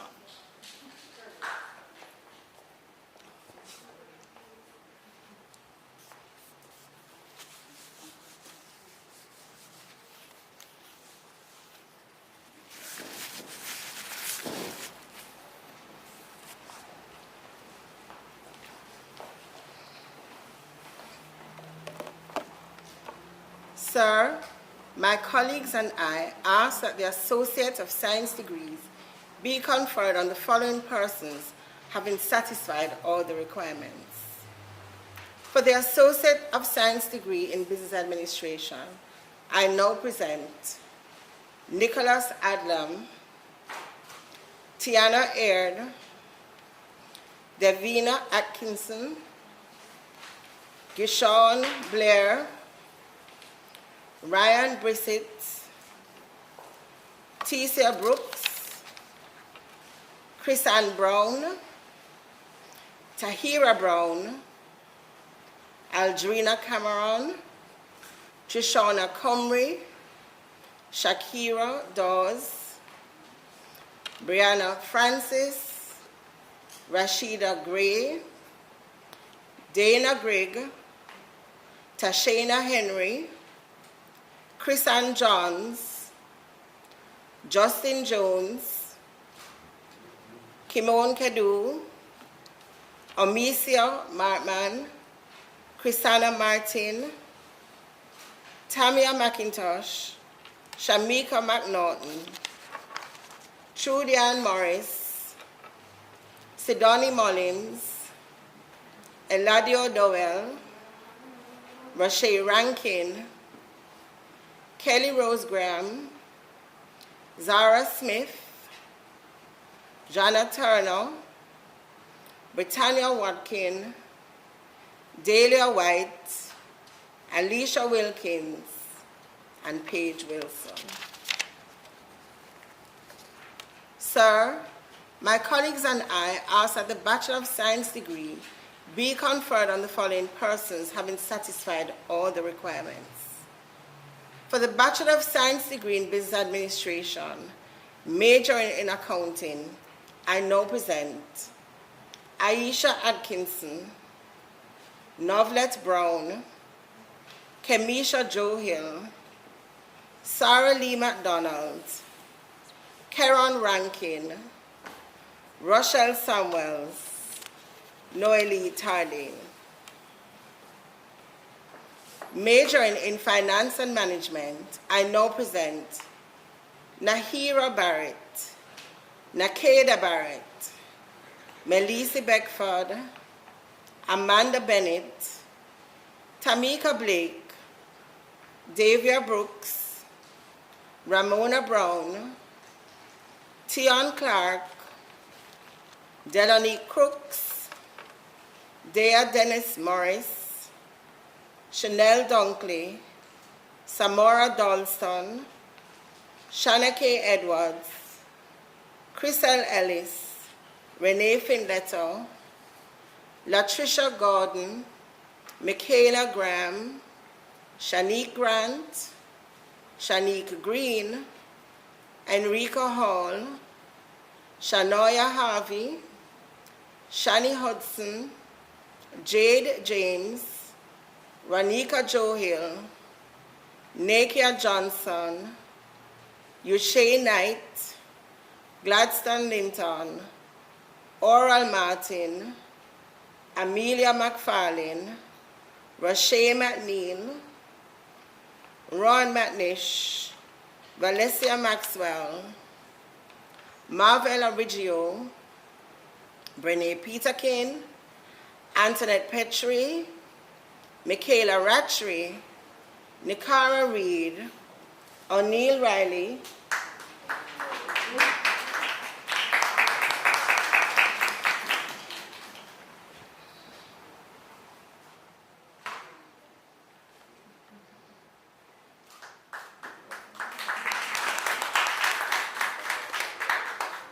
Javon Samuels, Dion Thompson Stewart, Shanique Walker, Juliet Williams, Sachin Wilmot, Jacqueline Wilson. Majoring in Human Resource Management, I now present Samoy Aldo, Nakita Bukal, Nadine Brissett, Santano Castello, Vaughn Lee Clark, Daniel Daly, Lanoy Franklin, Nadia Grant, Robert McIntyre, Elizabeth Miles, Clive Nanku, Richelle Reed, Chevelle Robinson, Rochelle Thomas. Majoring in Marketing, I now present Khadijah Aarons, Everald Bartley, O'Keefe Blake, Tremaine Graham, Imani Grant, Baldwin Johnson, Paula Lightbody, Kay Bonet McBean, Deborah McKenzie, Norbert Poiser, Kivell Reed, Tina Shea Solomon, and Tashil Thorpe. Congratulations, graduating class of 2020.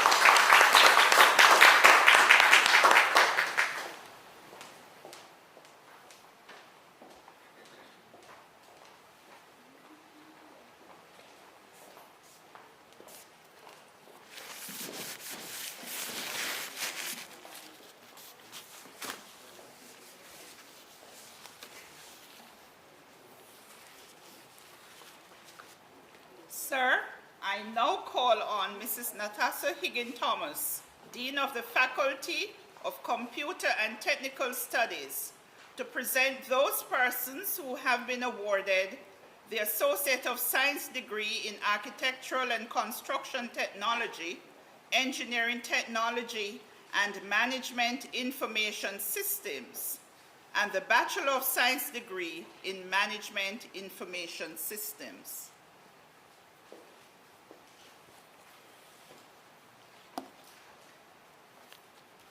Sir, my colleagues and I ask that the Associate of Science degrees be conferred on the following persons having satisfied all the requirements.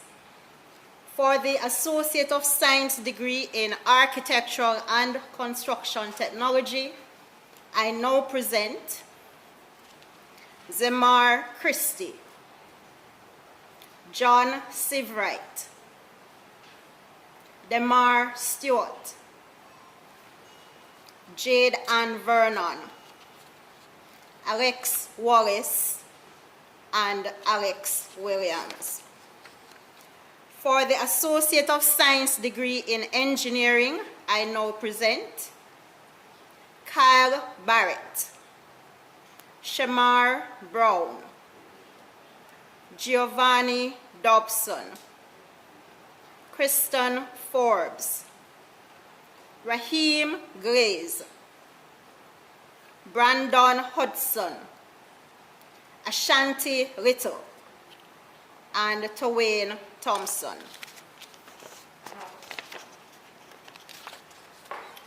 For the Associate of Science in Management Information Systems, I now present Rihanna Clark, Natasha Cunningham, Tajay Housen, Errol McHale, Matthew Miller, and Lauren Mitu.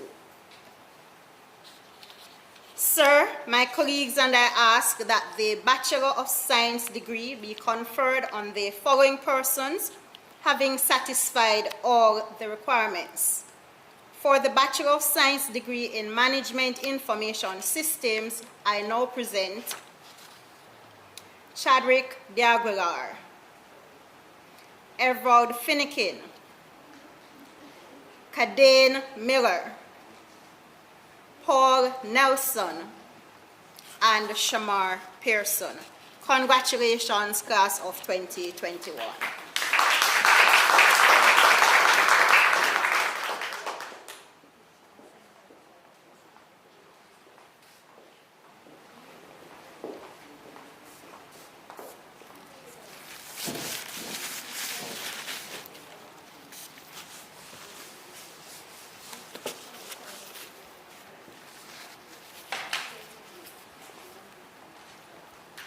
Sir, I now call on Miss Jennifer Thompson, Dean of the Faculty of Hospitality, Tourism, and Creative Studies, to present those persons who have been awarded the bachelor's degree in Hospitality and Tourism Management and the Applied Associate of Science degree in Culinary Arts and Fashion Designing, and the Associate of Science degree in Health and Wellness Tourism, Hospitality and Tourism Management, and Restaurant Operations.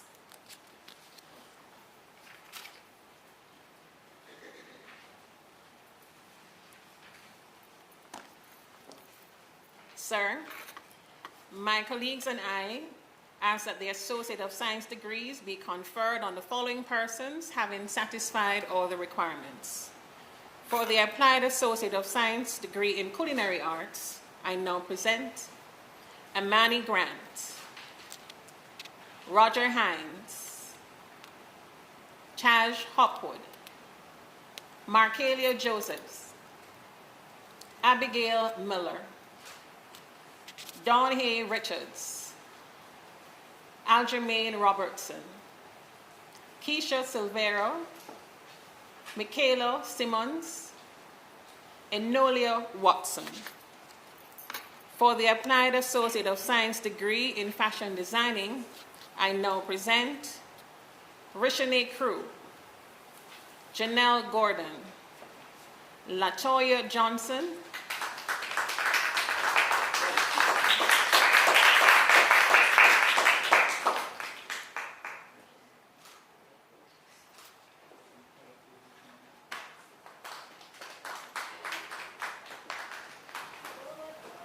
Yulin Yu. For the Associate of Science degree in Health and Wellness Tourism, I now present Shauna Brown, Shamik Dunkley, Glenda Goodhall, Jessica Jarrett, Keisha Matnish, and Janelle Walker.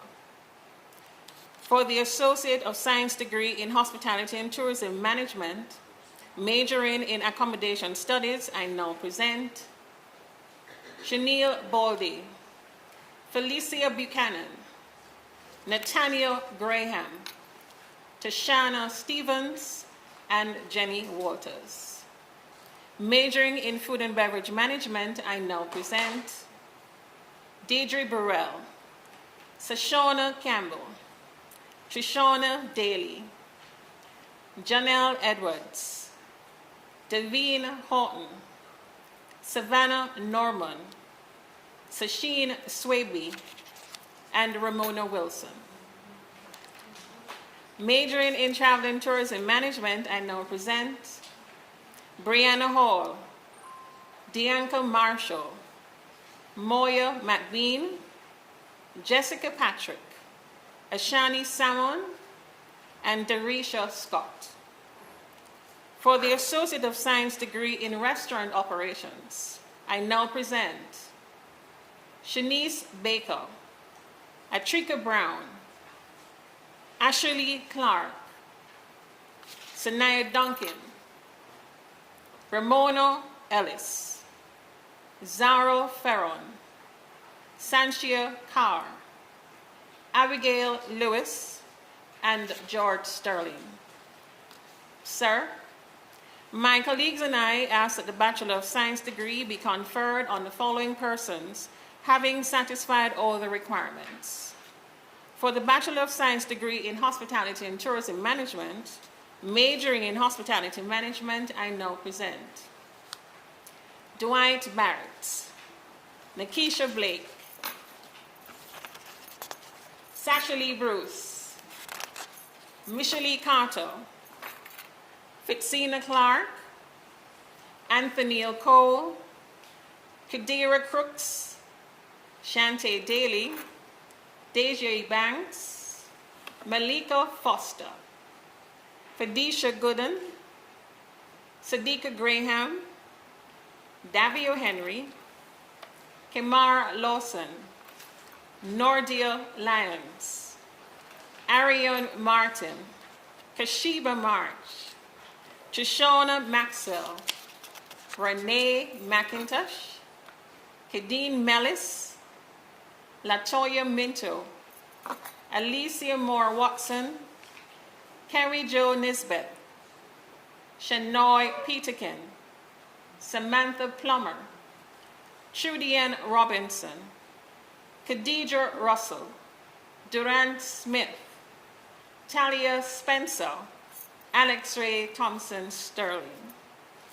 Majoring in Tourism and Entertainment Management, I now present Cordella Brown,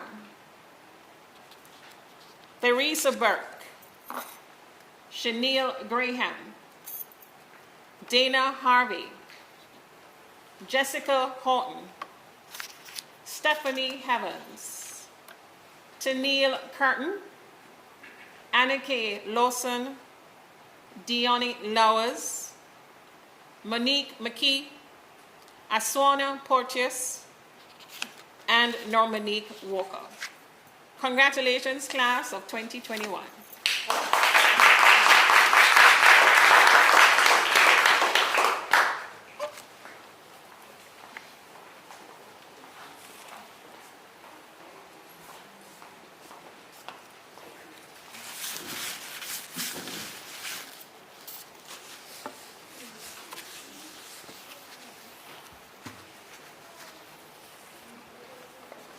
Thank you very much, Dr. Beckford and Mr. Henry.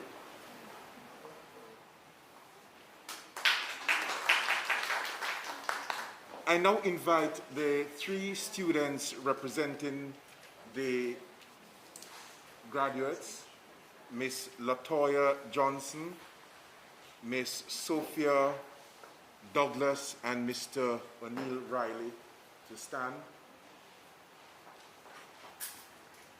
Facing the audience,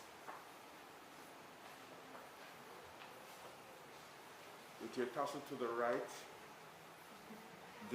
we are going to change the tassel. Now, changing the tassel to the left don't mean that you left the college, right?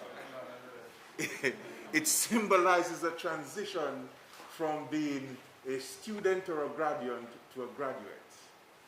So, after 3, 1, hold on to it. 2, hold on to your tassel. 3. Let's give them a round of applause.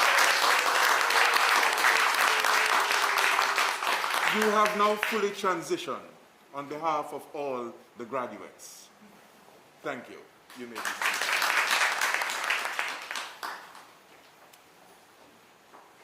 One of the high points of a graduation ceremony is the valedictory service, and the valedictorian usually take us back in various ways. And today, the task is given to Miss Sophia Douglas, Bachelor's of Science, Plant Science, to address us as this year's.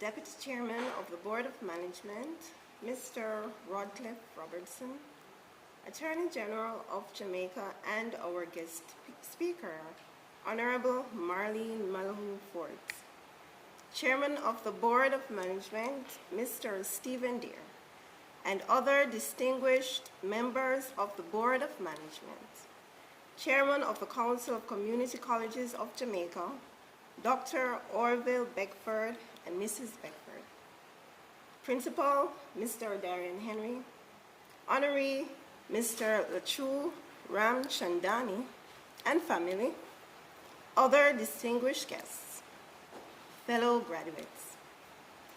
family members, and friends, ladies and gentlemen, a pleasant good evening.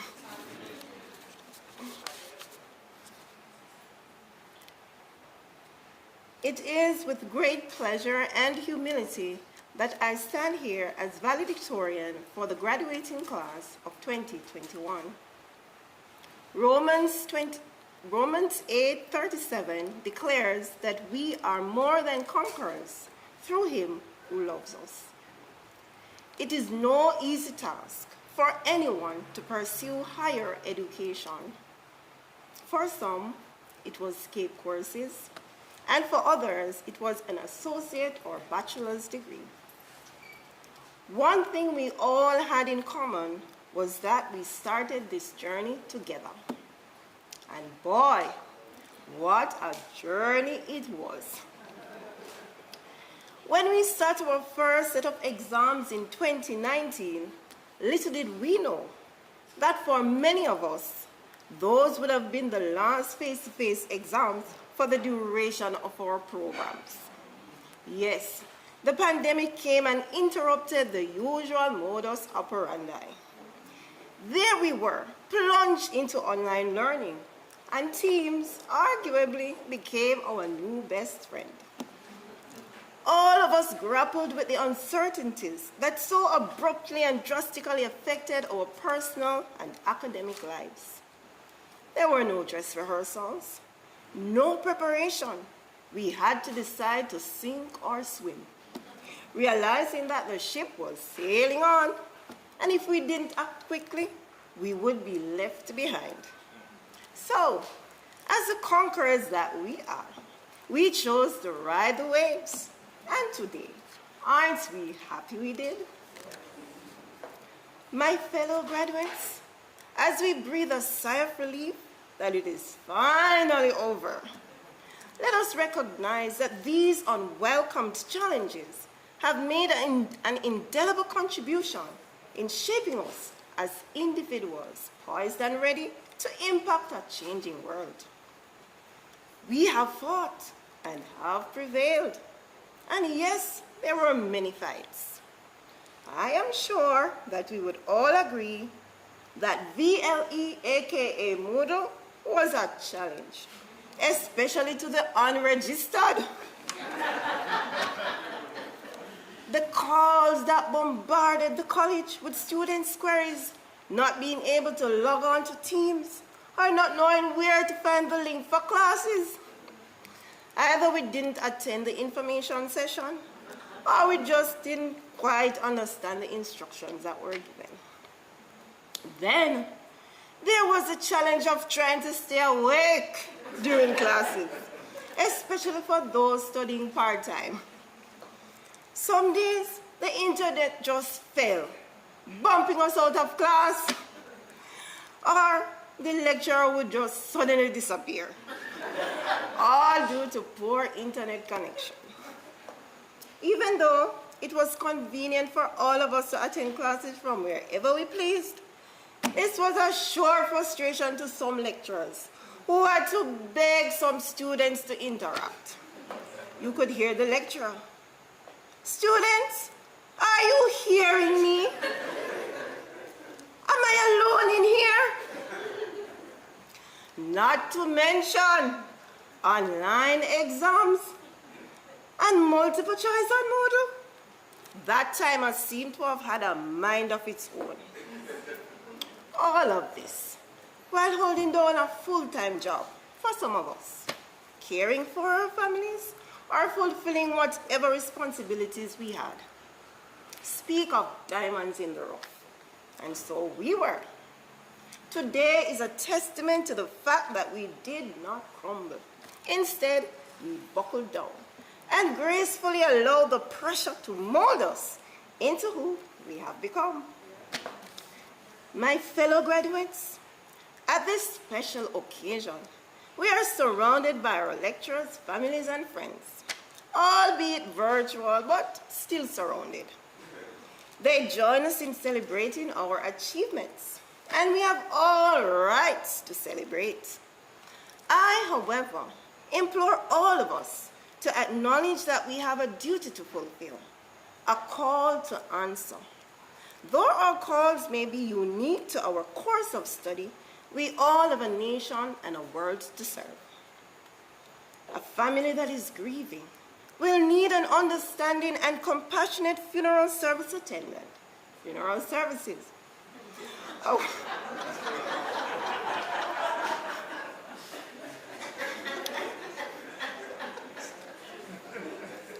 A world on the brink of food insecurity will need brilliant minds to solve this growing problem. Plant science, agro-processing, and agri-technology. A beautiful cake and the most delicious cuisine for a memorable occasion. Culinary arts, costs, and HTM. Technologically savvy minds to charge the way forward. MIS and NCS. Outstanding engineers and architects to build and develop various landscapes, engineering and ACT. A caring social worker to empathize with a grieving widow, social work. A skilled designer that can fulfill the fashion needs for each client, clothing and fashion designs. Ensuring justice for all, criminal justice. Maintaining that much-needed mental health, psychology. The business arena will never be the same with these sharp thinkers equipped to deal with its changing dynamics. Business administration, as well as all who will be venturing into medicine, health and wellness, and the arts. The world is waiting. To the Most High God, without whom none of this would have been possible, we give him thanks and praise. To our lecturers, thank you for imparting knowledge and instilling in us the ability to think outside of the box. Thank you for your dedication and patience in ensuring that we reach the finish line.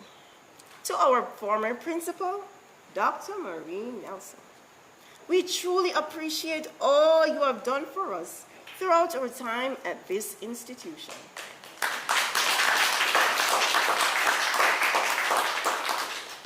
I thank you for your interest in me since high school years. Your contribution to my life will never be forgotten. To my closest and dearest friend, the sister I never had, Mrs. Aisha Atkinson, thank you for helping me to defy the odds of illness to achieve what I thought at the time to be an insurmountable task. To my daughter, Zabaduk, who sometimes complained that I was ignoring my only child. Thank you for enduring those many late nights we had to travel. To my mother, Maureen Scott, thank you for your encouragement and support throughout my entire life. To all family members and friends present today, we salute you for contributing in various forms to our accomplishments. We thank Mrs. Archer, Mrs. Fenton, and the team at the Workforce Division that had to put up with our complaints and concerns. You had to deal with all of that, but you remained friendly and understanding. To the Registry Department, you are champions to deal with all that come your way, the long lines at the window and the myriad of queries that come through the phone lines on a daily basis. We thank the entire Montego Bay Community College for making this day, for many of us, a dream come true. The end has certainly crowned the work. To my fellow graduates, I leave with you a philosophy that I've adopted since my teenage years. Reach for the sky, and if you miss, you'll fall among the stars. Let us go and be the brightest stars that we can be. Thank you.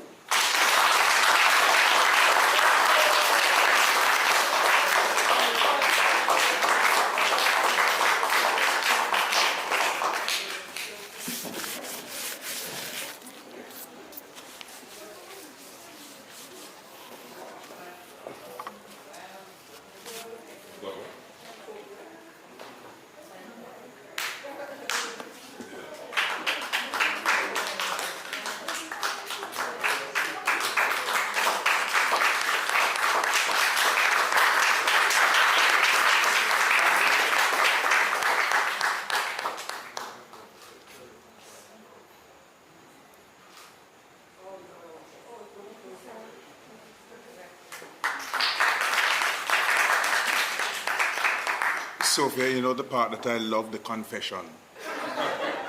You know, the lecturers now understand. Yeah?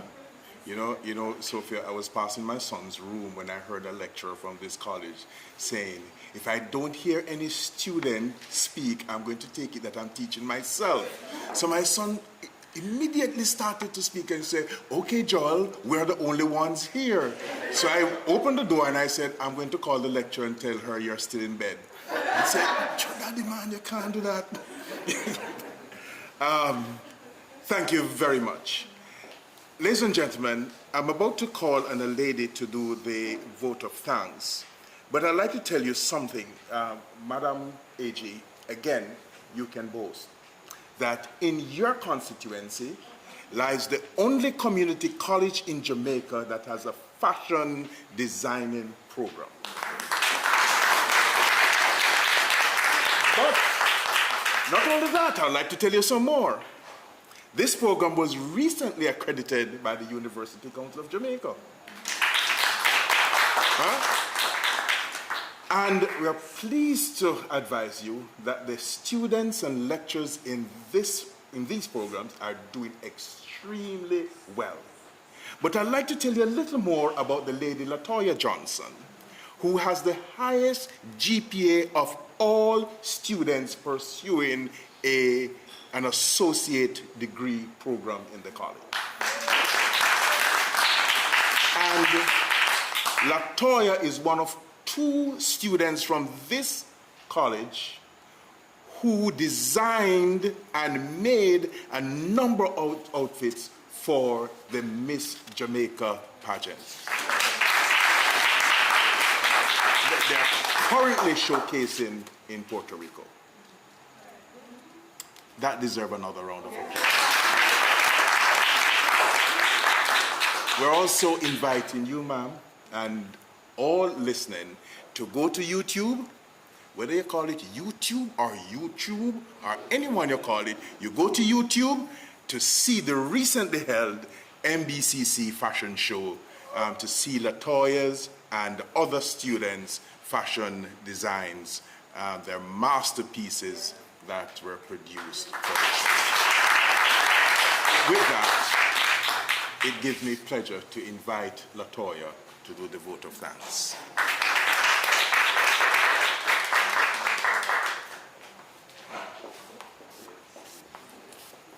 You know something else I should tell you about Latoya? I learned only today that Latoya is a full-time firefighter for the last 10 years.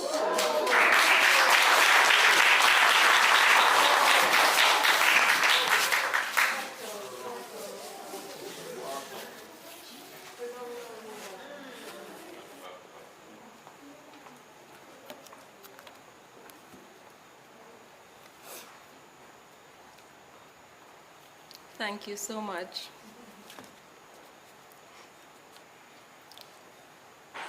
Deputy Chairman of the Board of Management, Mr. Rodcliffe Robertson, Attorney General of Jamaica and our guest speaker, Honorable Marlene Malahoo-Forte, Chairman of the Board of Management, Mr. Stephen Dare, and other distinguished members of the Board of Management, Chairman of the Council of Community Colleges of Jamaica, Dr. Orville Beckford and Mrs. Beckford, Retired Assistant Chaplain of the Jamaica Constabulary Force, Reverend Courtney Walters, Principal, Mr. Darian Henry, Honoree, Mr. Latrue Ramchandani, and family members, other distinguished guests, graduates, family members, and well-wishers who have joined us virtually. Ladies and gentlemen, good afternoon. In the words of Martin Luther King, occasionally in life there are those moments of unutterable fulfillment which cannot be completely explained by those symbols called words. Their meanings can only be articulated by the inaudible language of the heart. That is, saying thank you. Ladies and gentlemen, we have come to the end of what has been an afternoon well spent.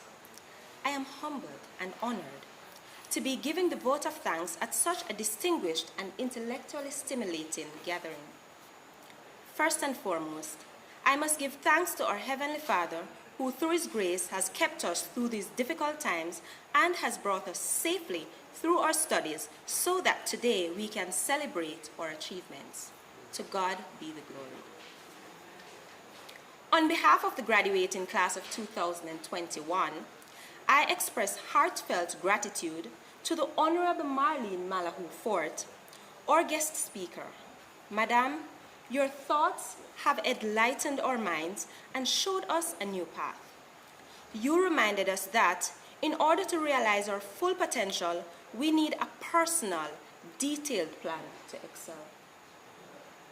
You encouraged us to harbor good values and self-discipline, because so a man thinketh, so is he. To Mr. Radcliffe Robertson, the chairman of this event, sir, you have flawlessly executed your duty.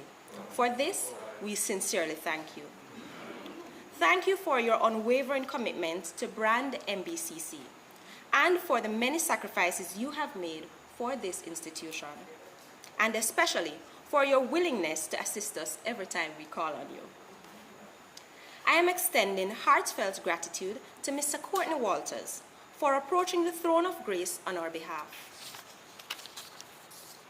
It has been an important part of our culture here at MBCC to seek God's guidance in everything that we do. Chairman of the Council of Community Colleges of Jamaica, Dr. Orville Beckford, sincere appreciation to you for receiving the graduates and for presenting us with our degrees.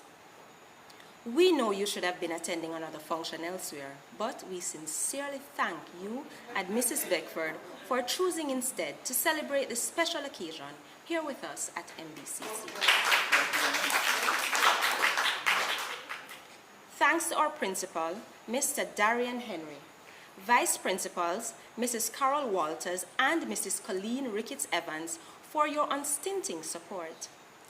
Thanks to Dr. Maureen Nelson, who recently retired, for being a part of this afternoon to cheer us on as we embark on the next leg of our journey.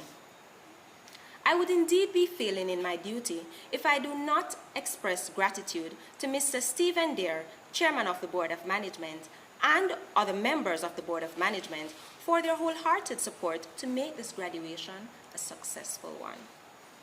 Ladies and gentlemen, there is one honorary fellow and hospitality advisor board member who has always been with us at our college events. Thank you, Ms. Myrta Dwyer, for your faithfulness to the development of this college and for playing your usual supportive role this afternoon as one of our esteemed honorary fellows. On behalf of the entire MBCC family, I must express thanks to Mr. Latrue Ramchandani for demonstrating his willingness to be inducted as an honorary fellow of this noble institution.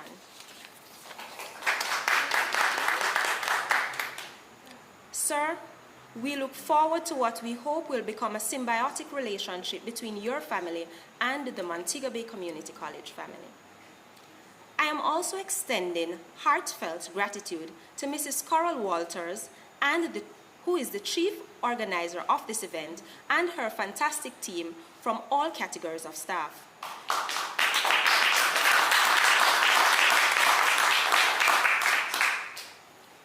For their work and dedication in the organization, beautification, and execution of what is an awesome graduation ceremony. It is quite evident that you worked assiduously and tirelessly to ensure that the beautiful memories of this auspicious occasion would be indelibly etched in the minds of all the graduates, and for this we are grateful. A deep sense of gratitude to the deans who eloquently announced the name of each graduate. Immense gratitude also to our lecturers for their supervision and inspiration at every point of our journey while here at college. Sincere gratitude to all parents and well-wishers for their unwavering support and encouragement. Without your support, we would not have achieved this milestone in our academic career today. Great appreciation to the college choir for their singular performance. You have certainly blessed our hearts with such melodious renditions. Thanks from the bottom of my heart to everyone in the virtual and live audience joining us in our celebration of excellence this afternoon. We thank you very much for attending graduation 2021.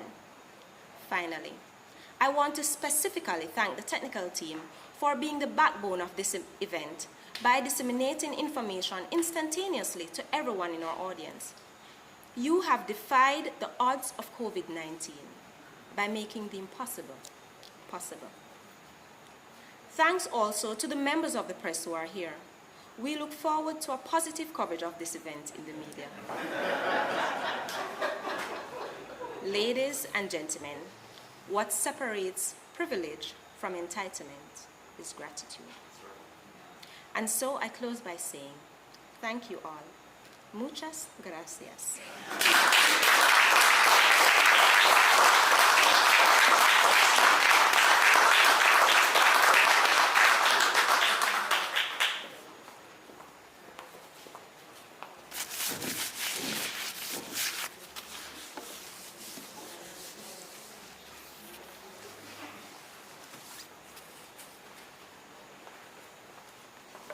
Thank you very much, Latoya,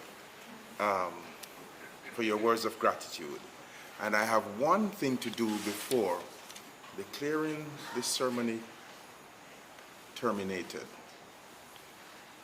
I'm asking all students, I'm appealing to you to join the MBCC alumni. It's very important, right? You can visit the college website to get more information, or you can call the president, Mr. Charles Ramsey. I think he's on leave now, but he's not on leave as president of the alumni. So you can call him at 876-837-6825. That's 876-837-6825. All right? I thank you very much. Ladies and gentlemen, it was my pleasure. And on behalf of Mr. Stephen Dare, our chairman of the Board of Management, I am Rodcliffe Robertson, declaring this ceremony officially at its end. Thank you.